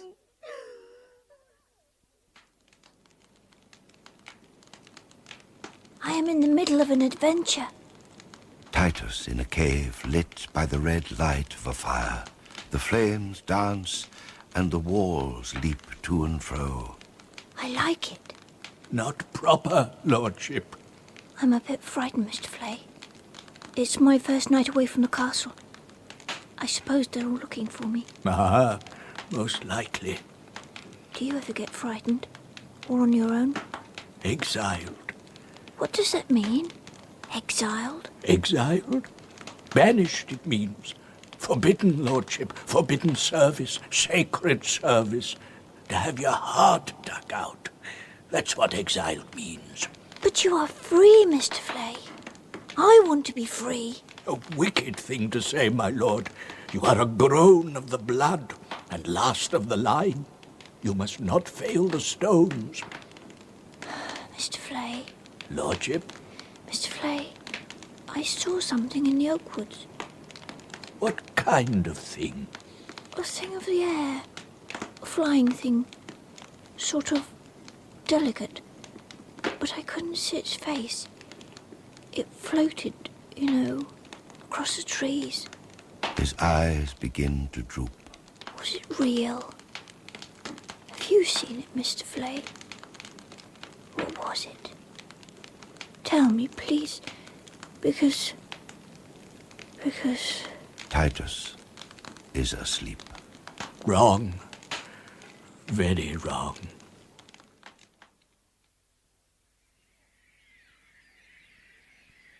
Morning. Titus takes a deep breath and enters the red-stoned yard of Gormenghast Castle. His heart beating wildly, his face perspiring, his head held high, he runs to Fuchsia's room. Fuchsia! Dishevelled urchin, his eyes burning with tears. Titus! For the first time, holding him passionately in her arms and kissing him. What will he do to me, Fuchsia? I will protect you. Fuchsia, I have things to tell you. Secrets. Secrets? Yes, an adventure. Oh, just look at your hands, your legs, your face. Oh, my poor weak heart. Look at the grime and the cuts and bruises. Oh, how could you? I could smack you, you cruel, dirty lordship thing. That won't be necessary, Mrs. Slag. What do you want now? His lordship is to appear before Barkentine to explain his behaviour. Why? He's committed a misdemeanour and must be punished. Oh, my poor little lordship. I very much doubt if it will be too severe. He winks at Titus conspiratorially, but a revulsion takes hold of Titus, and he recoils from that wink like flesh from the touch of a toad. Get washed, my lord, and don't be too long. The lichen fort, a round, squat edifice, erected on a distant outcrop of the castle wall for a purpose now forgotten. Titus has been kept in the fort for a week as punishment for his offence. Today he has a visitor. There you are. Belgrove, complete in his zodiac gown and dog-eared mortarboard, attempting to appear dignified and strong, to inspire confidence, evoke respect. Oh, how are you, my friend? All right, thank you, sir. Give me your chair, young fellow. You can sit upon the table, can't you? Of course you can. I seem to remember being able to do things like that when I was a boy. Yes, sir. Now, what am I to do with you, Titus? You have been punished. You are being punished. So I'm glad to say there's no need for us to trouble any more about that side of it. But what am I to say to you in loco parentis?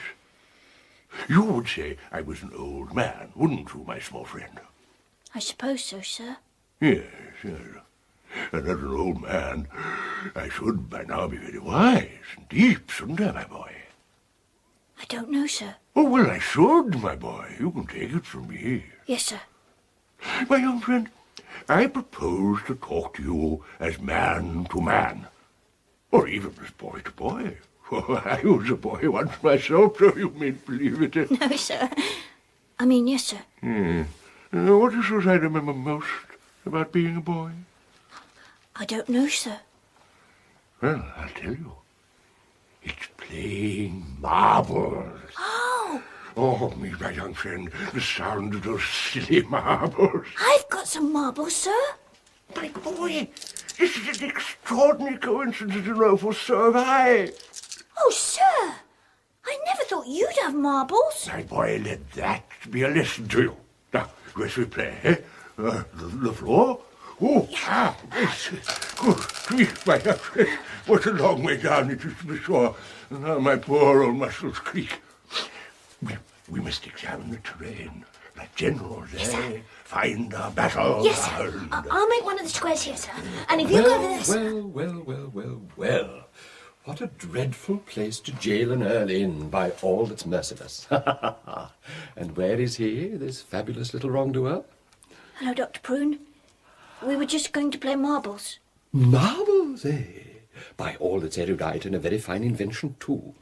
God bless my spherical soul.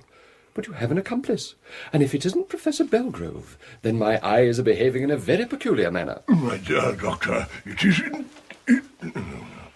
Aye, indeed. I am here to bring my pupil wisdom and succour, to lead him back into the current of wise living. For who knows, even the old... I don't like current of wise living, Belgrove. A beastly phrase for a headmaster, if I may make so damnably bold. But I'm delaying the game. Why don't you play two, Dr. Prune? Then we could have three corners. How do you play three corners? I will show you, for it is a noble game.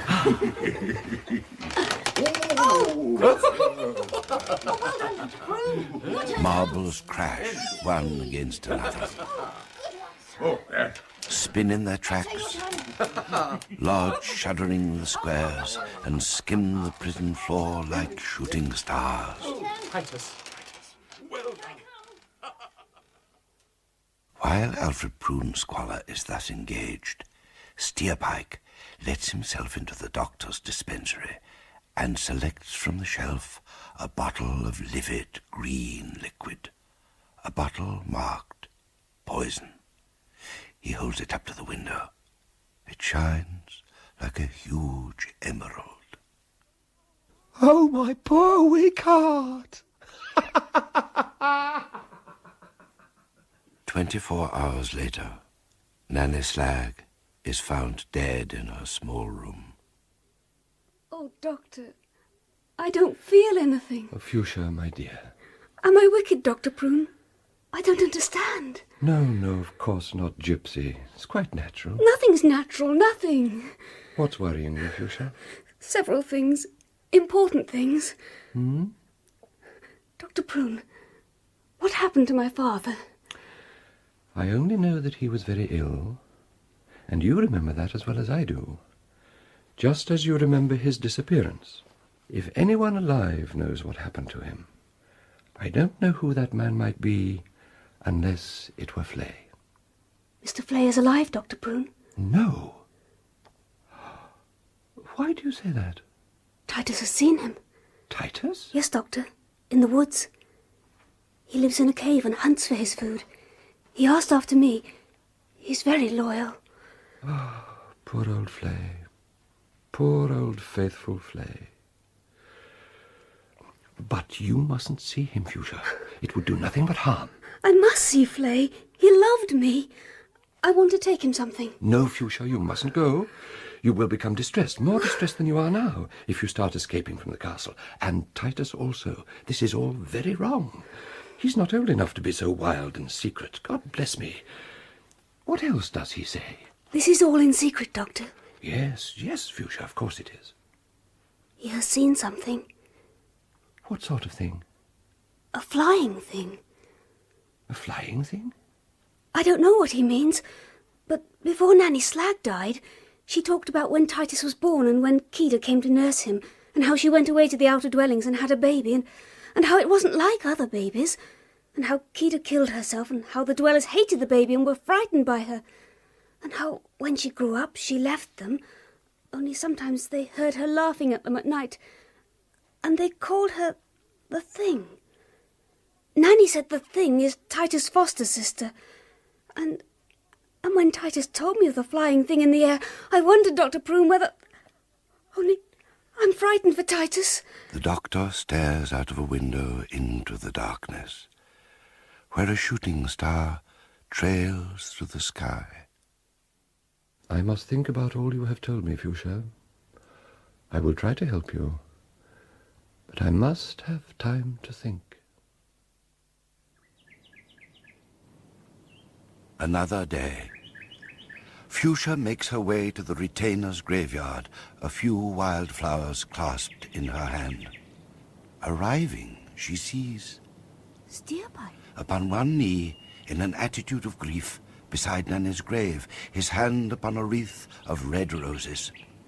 He has timed the moment perfectly. What are you doing here? You never loved her. Lady Fuchsia. Rising to his feet and bowing. I did not know her as you did, your ladyship, but it struck me as so mean a grave for an old lady to be buried in. And I was able to get these roses, so... His simulation of embarrassment is exact. So I simply thought... Then removing his wreath to the foot of the grave.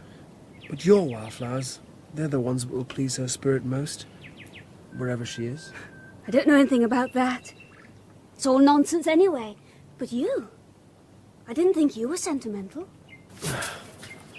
He hurls the wreath from him into the dark. I have my moods. Fuchsia is motionless. Then, springing at the young man, she buries the nails of her hands in his high cheekbones. The green, porous evening hangs like a setting for his thin body, his whiteness, and the hectic wounds upon his cheeks. What have I done? Remorsefully, she reaches out to him. Quick as an adder, he is in her arms. They trip and fall, arms around each other. Her heart pounds against his ribs, her cheek against his lips. He moves not a muscle, but his mind races madly ahead. Then, turning, Fuchsia sees that their pillow is the narrow grave mound of her old nurse. Forcing Steerpike aside and scrambling to her feet, she bounds away like a wild thing into the darkness.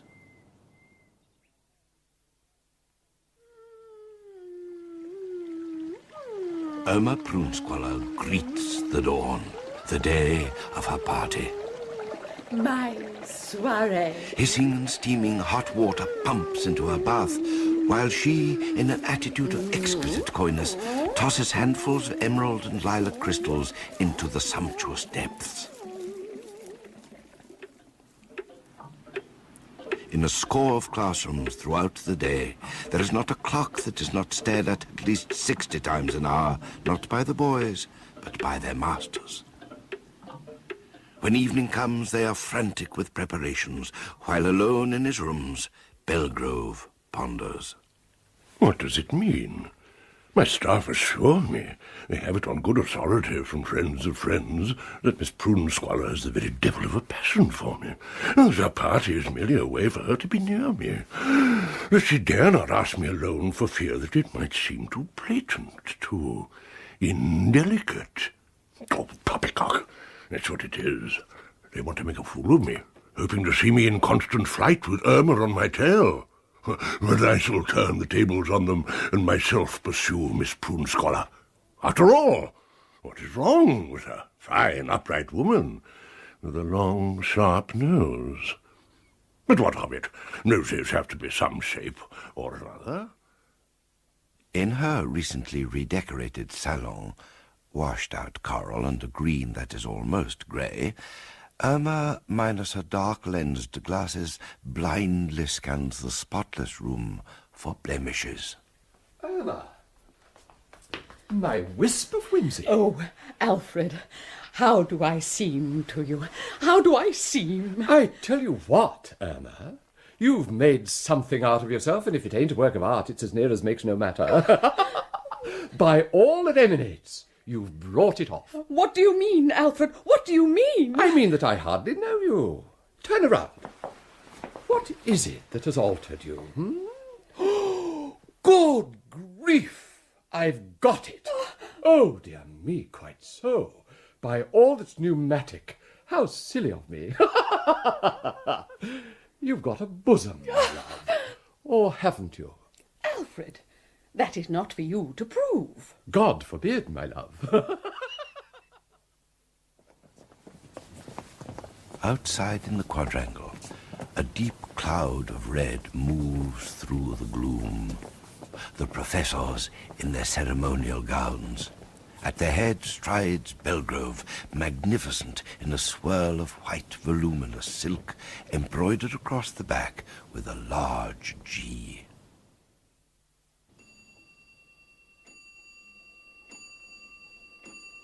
Oh, Alfred. What is it, Irma, my love? I wondered if you'd do something for me. Just name it, my dear. You might be shocked, but I wondered, dear, if you would take my bust to the bedroom and refill it with hot water. The bottle has got very cold, and I don't want to catch a chill. Irma, have you no modesty? My old friend, you haven't forgotten what I said, have you? What's that, Bertram? About Irma. It may be difficult for you. I have even more recent information. She's dead nuts on you, old man. Dead nuts. Better watch your steps, Chief. Watch them carefully. Yes, I will watch my steps. Have no fear. In we go, then. La, in we go. Terribly gay now. We must all be terribly gay.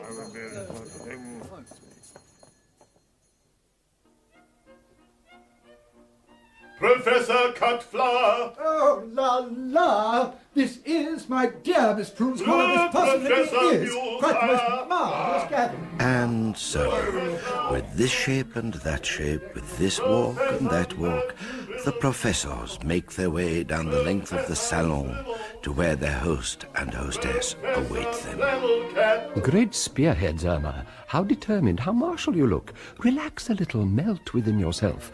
Think of milk and honey. The headmaster! Something in white is approaching Irma Prunesqualler. Think, my dear, of jellyfish. Be quiet. Grandeur. That's what it is. Grandeur. A daughter of Eve, a living focus, a cosmos, a pulse, the great abstraction woman. She is there by God from head to foot and matchless. Miss Prunesqualler. Headmaster. Oh, sweetest mercy. What is he doing? He is taking your hand and planting in the damp of your palm a kiss. Oh, the wild thorn throb of it. Oh, the great, gentle, august, brilliant lion. The clocks of the world stand still. I am in his power. Or should do. He has awakened me. And then Oh, her bosom begins to slip. In the complex arrangement of string, safety pins, and tape which hold the hot water bottle in place, time has found a weakness. I must beg you to excuse me for a moment, headmaster. But I shall return. The kind of woman that the headmaster may admire. A dame in all the high sensuousness of her sex.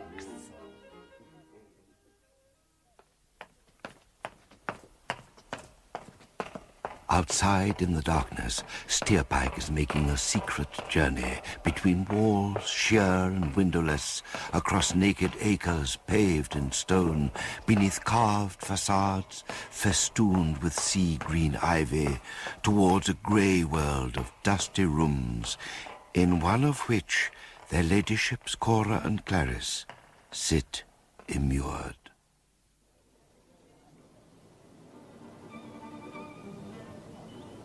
In the sky above the Prunesqualler's garden, there rides a hunter's moon. Irma has seen to it. And in a dappled arbor thick with clotted midnight. Are you seated, Miss Prunesqualler? Oh, yes. Oh, yes, indeed. In comfort, madam? In comfort, Mr. Headmaster, and in peace. Peace, my dear lady?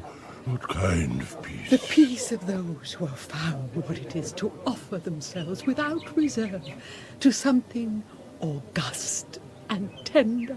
Tell me, dearest lady, is it of me that you speak? It was of you I spoke You, Mr. Belgrove. Do not touch me. Do not tempt me. Do nothing to me.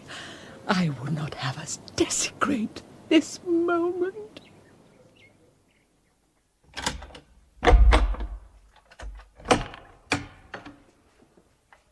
Good evening, my purple lovebirds. Steerpike.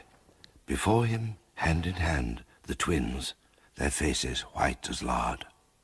I addressed you, ladies, or did you not hear me? Well? They are staring not at Steerpike, but at something just above him.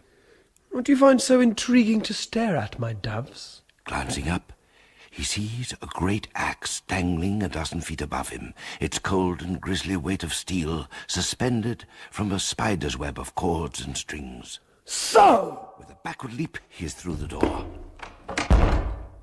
With rapid and purposeful steps, Steerpike returns to the castle. While his former patron, Miss Irma Prunesqualler, becomes aware of a hand touching her naked shoulder in the garden darkness. Irma, is this desecration? Are we blotting the whitest of all those copybooks? It is for you to say. For myself, I am walking among rainbows. My wildest dreams, my very wildest dreams have become real, have become something I can touch. My little fancies, my little visions, they are substance. They are you. I said, they are you. We are holding one another's dreams in our very arms. Oh, my master. Oh, my dearest one. Oh, sucking fire! But it gripes my heart. Barquentine, the silted, cheese-like fissures of his filthy face cracking in a scowl. No Earl but a brat, and for me, no tyro but this upstart of a Steerpike bastard. Scratching himself disgustingly, loins, buttocks, belly and ribs. Upstart pissworm. He's learned too much. Open books that were not meant for him to open. Oh, it's gone on long enough. Too long by the blood of hags. Behind him, a shadow shifts in the candlelight. He must go. I must be alone, or by the cock of the great ape. He'll have the keys off me with his bloody efficiency. Saucy bull-prong. The cold tip of a sword stick, sharp as a needle, hovers within an inch of the dirty turtleneck. What the... Dark blood trickles over the wrinkled terrain. Oh, blasted whelp! Really, Barquentine, you can be most uncivil at times. Traitor! You really should be more careful what you say, old man. I said traitor, and bloody traitor you are. Steerpike snatches a candlestick and sweeps the tiny flame across the upturned face. The lifeless beard alight, the rotten rags ablaze. Heretic!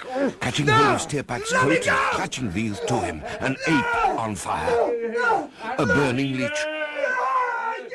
Steerpike's clothes aflame, his cheek and throat scorched crimson. Filled with darkness, his head swimming, running towards the square of darkness that is the window, Barquentine upon his back, for a moment lit like demons against a starless sky. Then they are gone. Down, down, down. To the black waters of the moat below.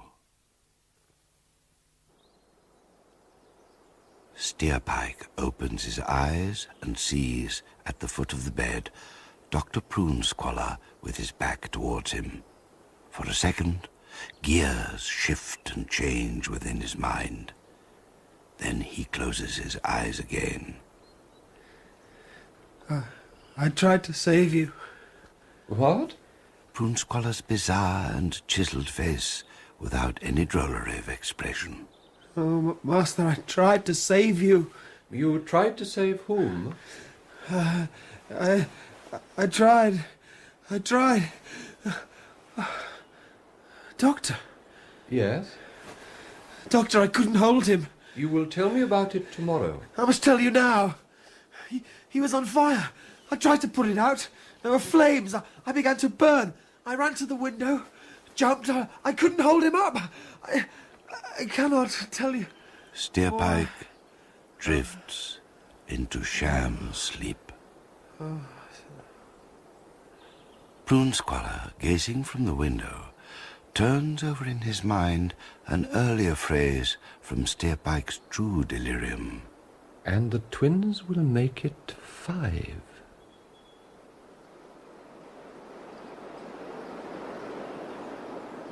But the ritual, the procedure, the instructions, who has given them? Who has interpreted the documents? Mr. Flay, by his cave in the woods. Who has made the symbols come to life? He looks at the child he hasn't seen for years. Who has turned the wheels of Gormenghast? It's all right, Mr. Flay. Steerpike is doing everything. No. He's covered in bandages, but he directs everything from his bed. No. He's working all the time. No. He does not spare himself. He's no master of ritual, ladyship. No love, ladyship. No love for Gormenghast. I wish there wasn't any master of ritual. Lordship, you are only a boy. No knowledge. I am having the most moving time, Alfred. The Prunesquallers at tea. I said I am having the most moving time. Are you listening or not? Oh, it is too galling the way a woman can be courted so splendidly, so nobly by her lover, only to find that her own brother is about as interested as a fly upon the wall. Flesh of my flesh, what is it that you want to know? No, why should I want to know anything? I was not asking you a question. I sometimes have thoughts of my own. I sometimes make statements.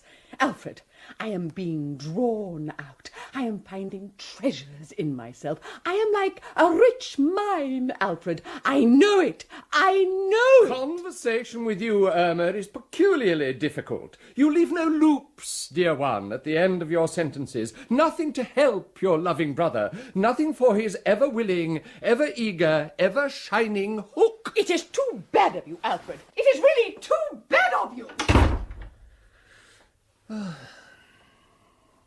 And the twins will make it 5.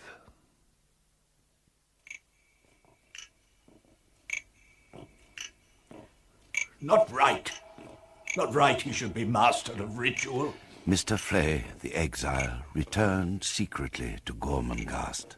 A kitchen thing. One of Swelter's rats. Ah! Wandering night after night, unseen, through 1,000 turning, twisting, radiating corridors of empty stone. The silence is suddenly sliced in two, bringing Flay to a shivering halt.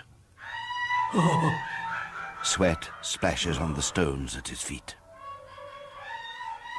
The thickness of a wall away, their ladyships, Cora and Clarice, mad and starving, lie down side by side and, staring at the ceiling, die.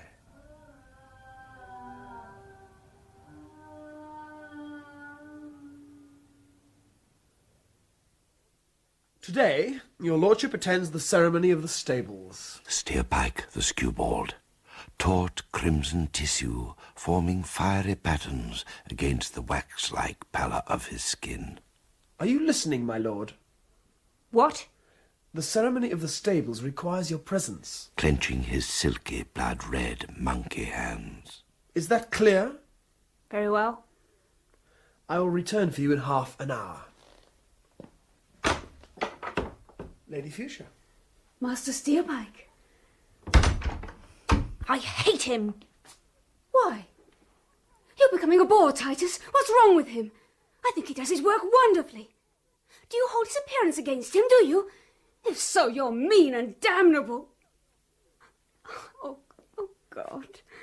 Look, do you think I want to quarrel with you, Titus, my darling? You know how I love you, but you're unfair. You know nothing about him. I hate him. I hate the cheap and stinking guts of him. 5 what? The Countess, with a stone chat perched upon her index finger. Exactly, your ladyship. 5 what? I will stake my brightest penny that the words, "and the twins will make it 5, means that he was making a list of individuals in his fever. Those who have died, perhaps. Sourdust, Barquentine, his lordship. Who knows? Who knows, indeed? It is too early. We have no proof. Give him rope. But if my fear is founded, the towers themselves will sicken at his death. The oldest stones will spew.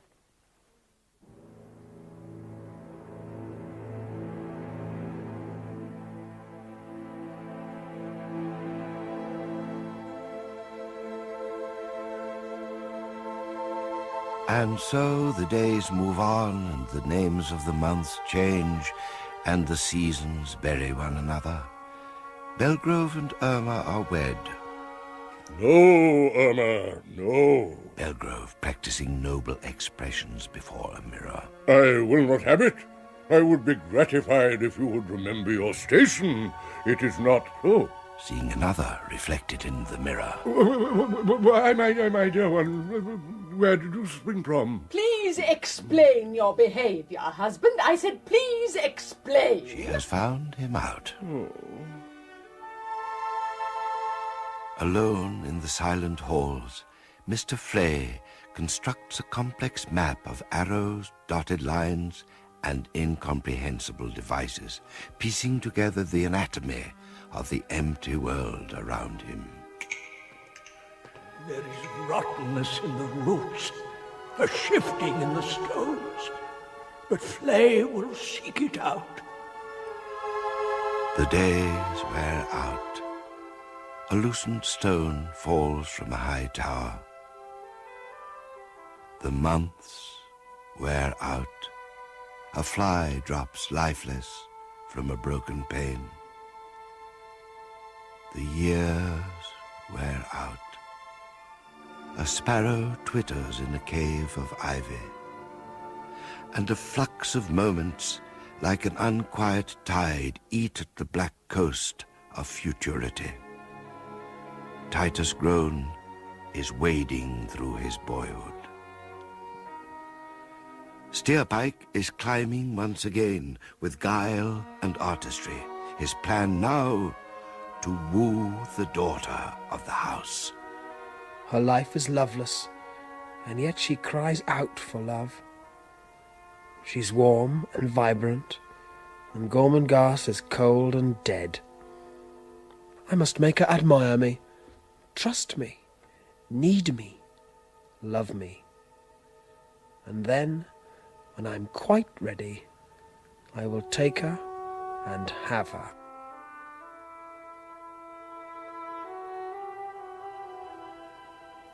They meet in the dusky evenings when the fearfulness of his ruined face is less of a distraction.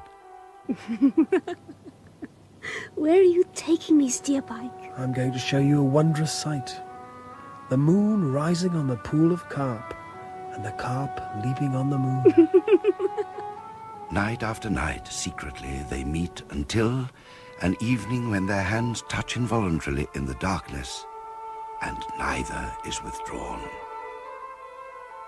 I will take her, and when she is a virgin no longer, if for no other reason than that of blackmail, I will have her in the palm of my hand.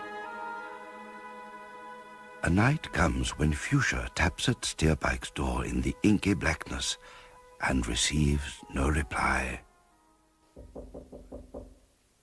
Be careful, my lady. Who's there? A voice from nowhere. Careful. In fear and trembling, she lights a candle. In a moment, Steerpike is upon her, snatching the candle and crushing out the flame. Fool!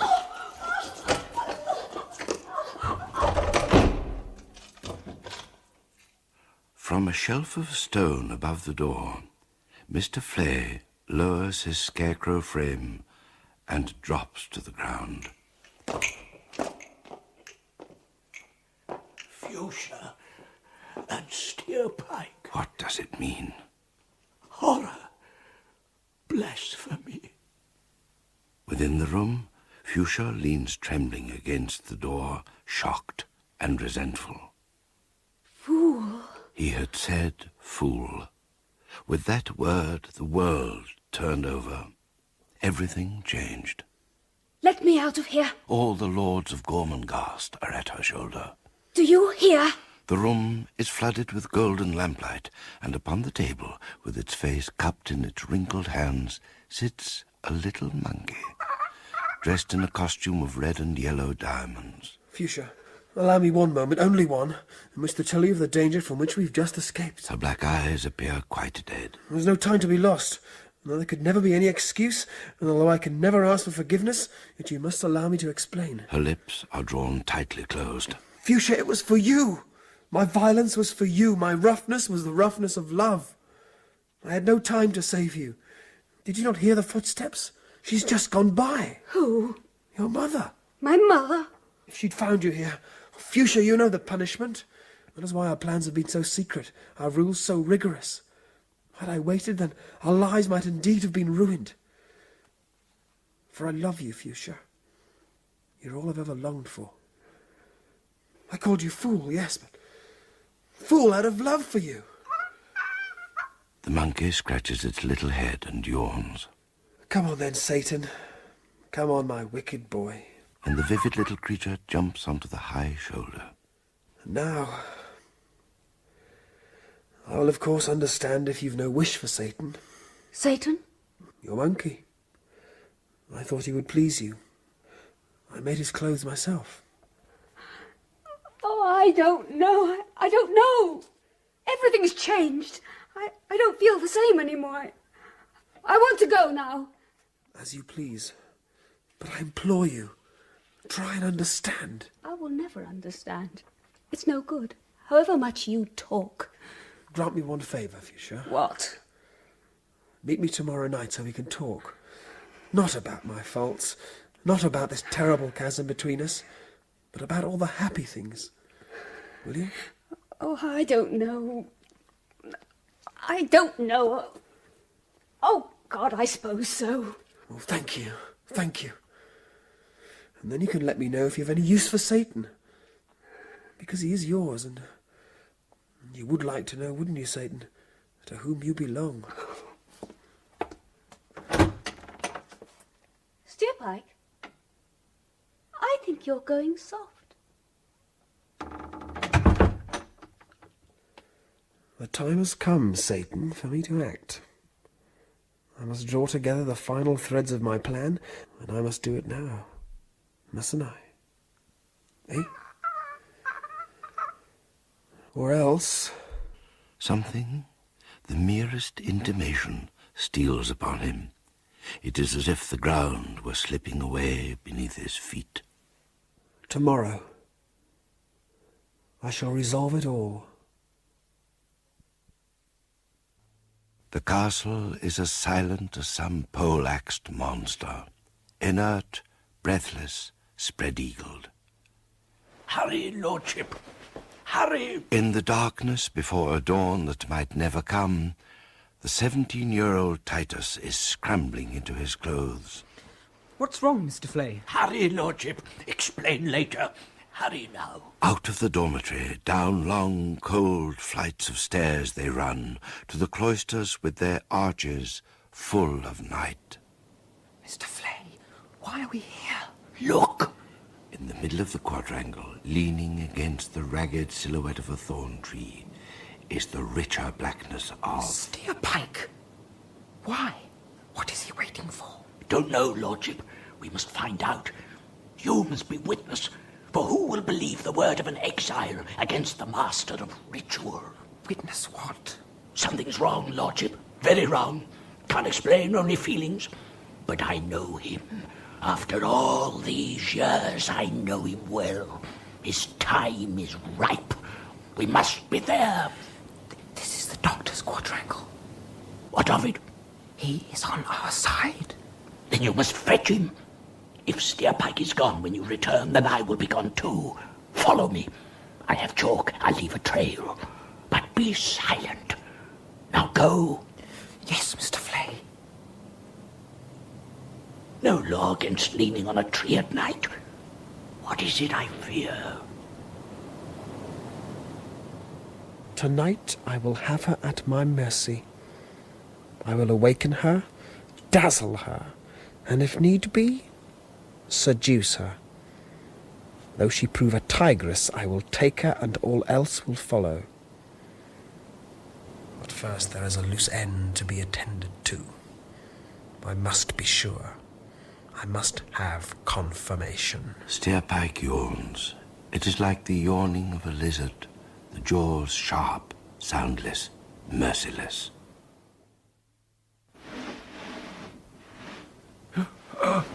Who the devil? What? Dr. Broom. It's me, Titus. Don't speak. Titus? I climbed the ivy. No, don't light the candle. We want your help. We? Flay is with me. What? Flay? Yes. He's come from exile. Out of concern for Fuchsia and me and the laws. Can you come? We're trailing Steerpike. He's just outside. I am flattered. Sliding into an elegant dressing gown and slippers. I am more than flattered. Lead on, dear boy, lead on. There is the thorn tree, an inky etching against the rising sun. But there is no Steerpike, and no Flay. Look for the chalk marks on the ground, Dr. Prune. There, Dr. Prune, there. Oh, to have young eyes. Come on. So begins a series of dusky journeys through a new world, a world of twisting passageways, shallow flights of stairs, long treadless inclines, a maze of dawn-lit stone. Hour upon weary hour, and never a sight of Flay or their quarry. Then, suddenly, turning the corner of a high wall, they see him. Flay! Shh, boy. Doctor, we have found him. Look. Hid by shadows, they move out into the corridor and view a new artery of stone. Ahead of them, Steerpike, his monkey gambling in the dust, unlocks a door and with a broken pole gently pushes it open. The monkey swings on the door handle with its nervous little hands, then drops to the floor within. But it does not drop alone. An axe, severing the long tail and burying its murderous edge in the mouldering carpet. The axe that was meant for Steerpike. He enters the room. Come on. From the doorway, the doctor, Flay, and Titus see two skeletons in purple rags, decomposing relics, staring with empty eye sockets at the ceiling. And Steerpike, strutting like a cockerel, cavorting like a savage, wild, vital, diabolic. Then Flay steps from the shadows. You! Flay?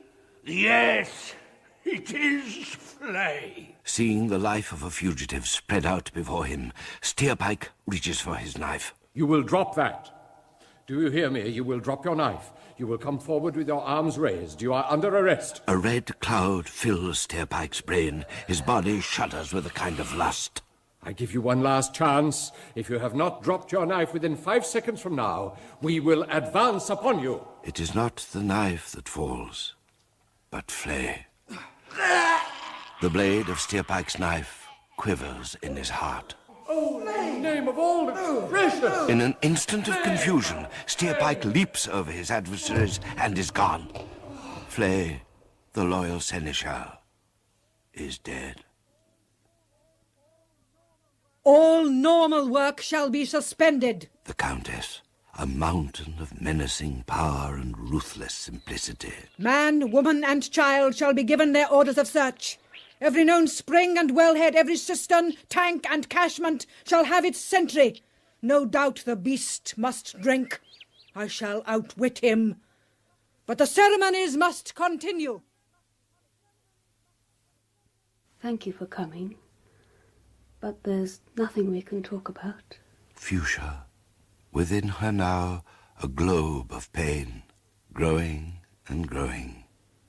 I can't believe he's dead. Who? Flay, of course. And all the things he did. What about his cave? Empty forever, I suppose. Would you like to... No. I don't want to go anywhere, really, Titus. I've gone dead. Even you are dead in me. I know I love you. You're the only one I love. But I can't feel anything. And I don't want to. I felt too much.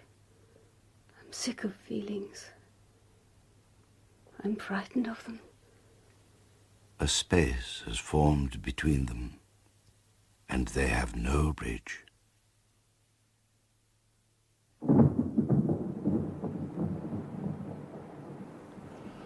Storm clouds yawn like hippopotami. Deep holes and funnels open and close mouth-like. Titus, the child of fate, forces his way through the trackless forest. Ritual and observance deserted, his place at the ceremony of bright carvings empty. He is a rebel, like a lyric in green flight. The rains come. Tepid water hammering him, streaming over his body as he runs, in search of the flying thing. He lusts to touch those floating limbs. She is freedom. She is romance.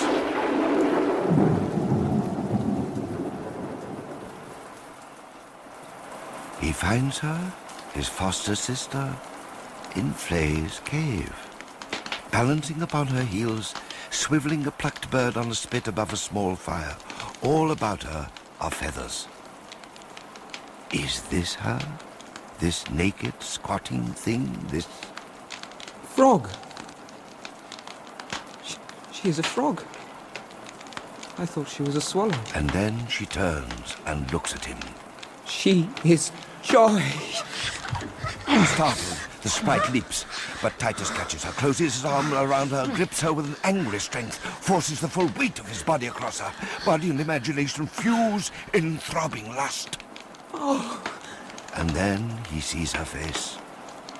So small. A robin's egg. His body weakens. The first wild virgin kiss trembles on his lips and dies. He lays his cheek against hers. There will be no climax.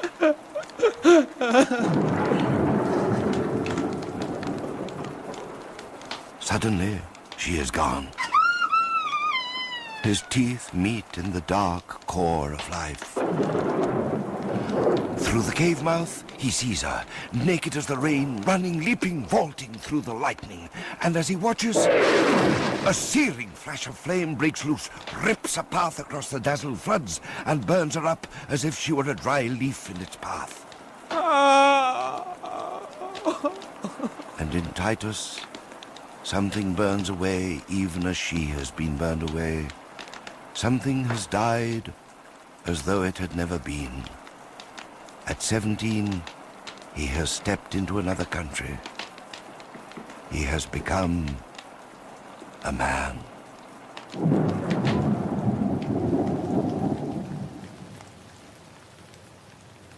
By all that's pluvious, there has never been such a deluge. Gormenghast is marooned.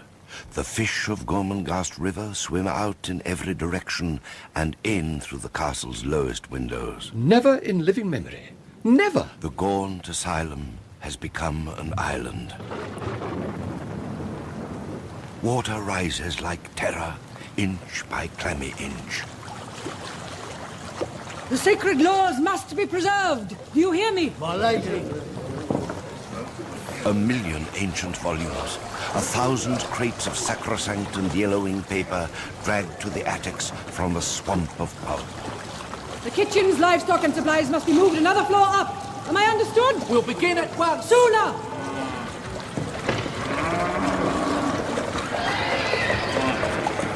Cattle, horses, grain and food, fuel, grist and treasure, vintage and hoards of miscellaneous lumber. Furniture, chattels, works of vanity, and works of art. The waters are rising. In 6 hours' time, the flood will be at our feet.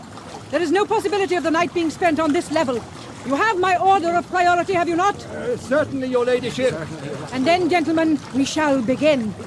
The mounting water draws us all together. Is that not so, gentlemen? We are driven up, are we not, into a confine? Tell me, gentlemen, can the traitor Steerpike live in air and feed on it? Can he chew the cloud, or swallow the thunder, or fill his belly with lightning? Or can he live beneath the water like the pike I see below me in the darkness? No, he is like us, gentlemen, like us.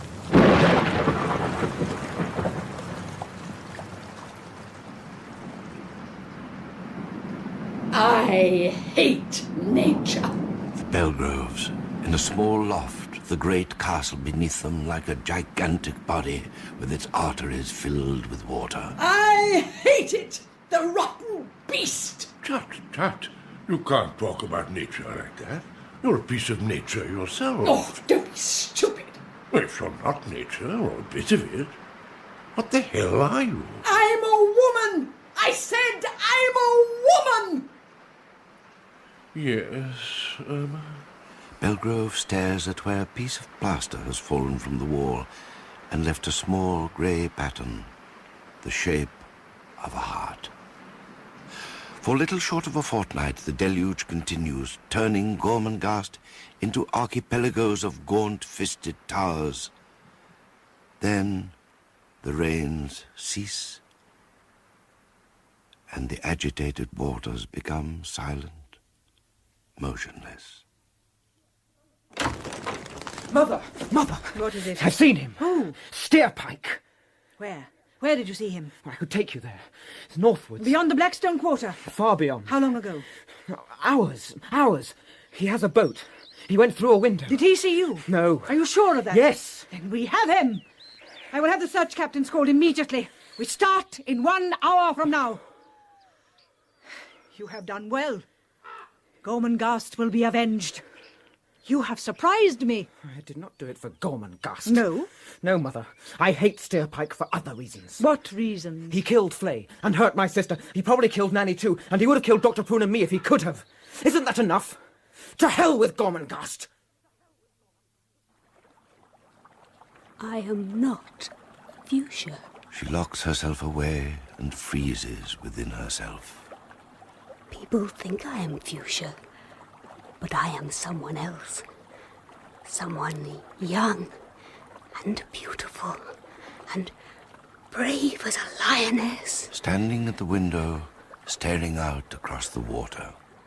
The sort of person who would not only think of ending the pain in her heart, but be the kind of person who would have the courage to do it.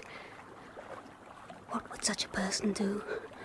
Oh, why, such a person would stand upon the windowsill above the water. The body following the course of her imagination. And she would... Your ladyship, Lady Fuchsia. Fuchsia, starting, trying to turn, slipping, clutching at air.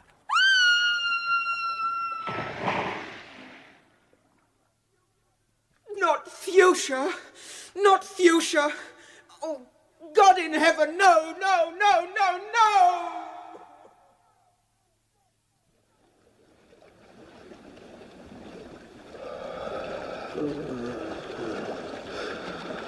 Steerpike, asleep in a small canoe that bobs gently on the inky water filling the room. The window, like a square of light, is the only way in and out. The room is a cave. Steerpike is waiting for nightfall to make his escape.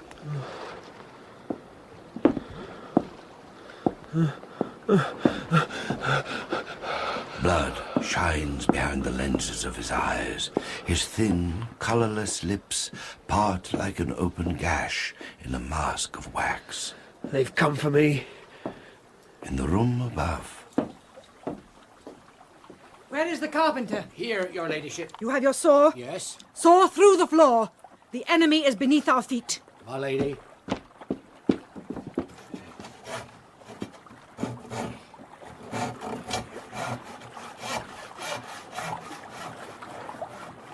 On the orders of the Countess, a flotilla of boats forms a semicircle outside the cave room.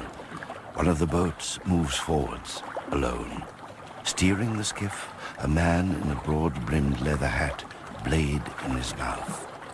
A volunteer driving through the water towards the enemy of his people. The oarsman passes through the window. Faster, man! I'm almost through, my lady.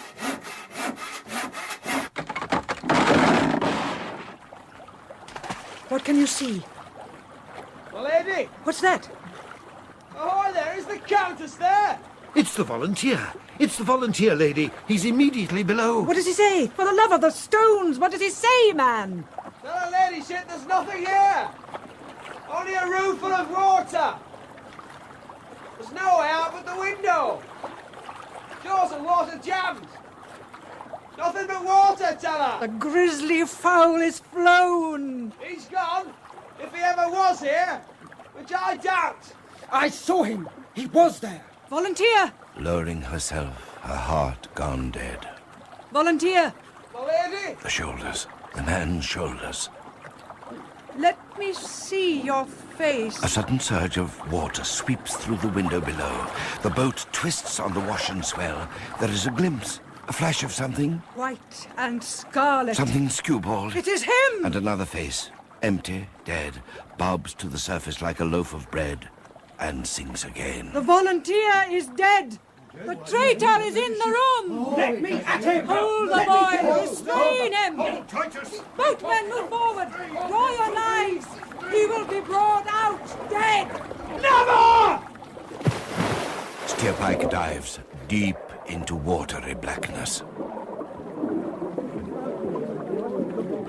He feels for the wall and finds not stone, but a matted, fibrous, subaqueous blanket.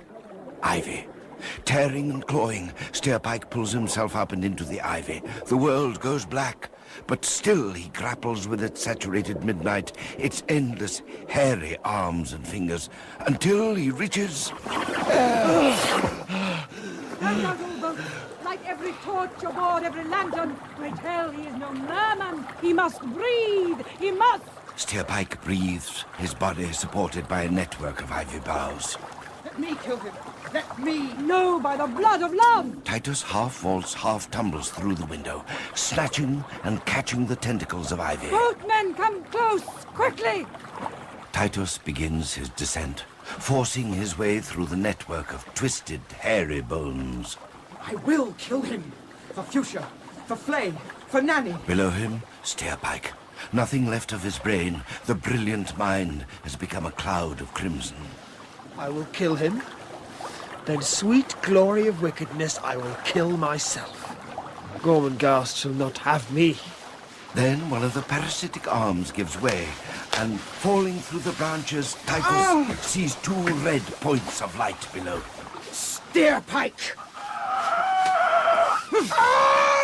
A knife stabs. Again and again. Pain. Blood. The world spins and goes back. Titus opens his eyes and stares. Narrow, pale, with an open mouth, small, lackluster eyes that are turned up. Steerpike is dead. It is done. Titus looks up at his mother, framed by the window. His eyes shine strangely. Then a black faint takes him.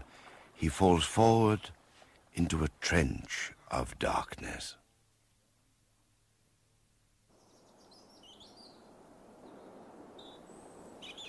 Moment by moment, hour by hour, day by day, month by month, the great flood waters fall.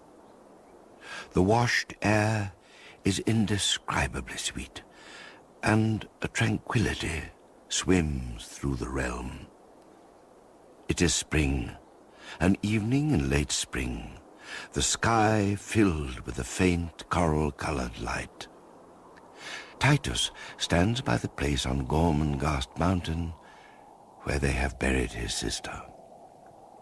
I'm going, Fuchsia. His pale eyes, a stonish blue with a hint of dim and sullen purple. I must go. I must be free. Now is the time to go. He runs, in acknowledgement of a law as old as the laws of his home, the law of flesh and blood, the law of longing, the law of change, the law of youth. Find the master of the stables. Tell him to saddle the mare. He will know her. The grey mare with the white foot. He will bring her to the Tower of Flints. I will be there shortly. On again, out of key with normality. Suddenly, turning a corner, he encounters... Titus, my dear boy. My lord! How are you, young fellow? I cannot stop. Forgive me. Professor, Mrs. Belgrove. Dear Dr. Prune. Goodbye. Very odd. What did he mean, goodbye? I said, what did he mean? What indeed, I wonder? What indeed?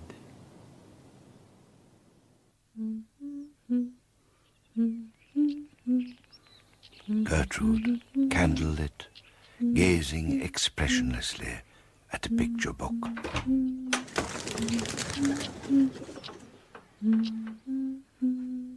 Mother? Well? I'm going. Goodbye. Going where? I am leaving. I am leaving Gormenghast. I cannot explain. I do not want to talk.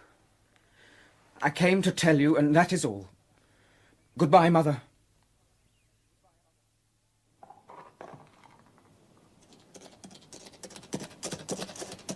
There is nowhere else. You will tread a circle, Titus Groan. At his back, the castle climbs into the night. Before him, a great terrain of moonlit wilderness. Fixing his eyes upon the blurred horizon, Titus rides out of his world. There is not a road, not a track, but it will lead you home.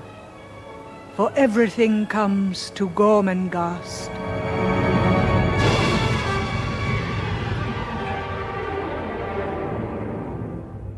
Gormenghast, the second of two plays based on the Titus Groan novels of Mervyn Peake, was dramatized for radio by Brian Sibley. Steerpike was played by Sting, Dr. Prunesqualler, Bernard Hepton, Irma Prunesqualler, Judy Parfitt, Gertrude, Eleanor Bron, Clarice and Cora, Sheila Hancock, Fuchsia, Jill Lidston, Flay, Cyril Shaps, Barquentine, Morris Denham, Belgrove, Michael Aldridge, Nanny Slag, Hilda Schroeder, Titus, aged 7, Vicky Ireland, Titus, aged 17, Julian Firth. The professors were played by Arnold Diamond, John Forbes Robertson, David Garth, David Goodison, David Sinclair, and Alan Thompson. The artist was Freddie Jones.